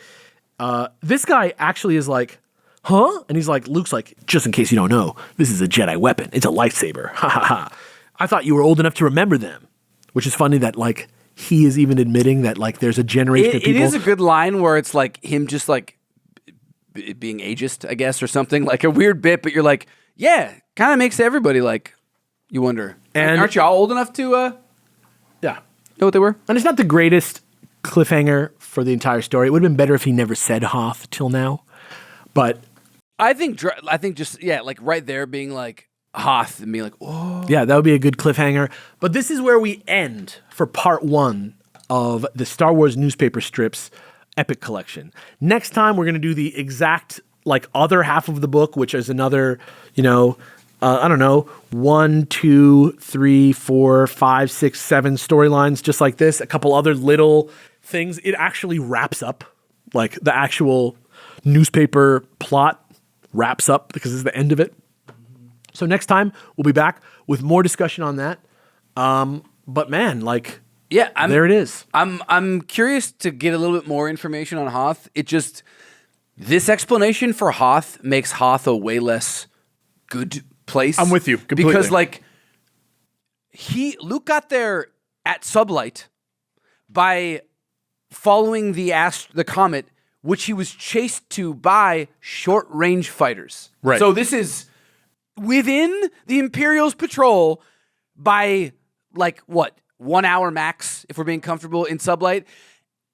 And if they were actually going to track where he went, they could follow the comet to find it. And already an Imperial dude went there to like hide out. The fact that he said Imperial, I'd be like, it's a shame that we can't be on this planet. You'd be like this place? No, why don't we go to the Serpent Master place? Like But that did they- place is like way more They hidden. like us. Nobody knows about it. They got these beasts. And they already have a facility there, like that they use laser drills to like bore the rebel base structure. Like, so it's so much cooler.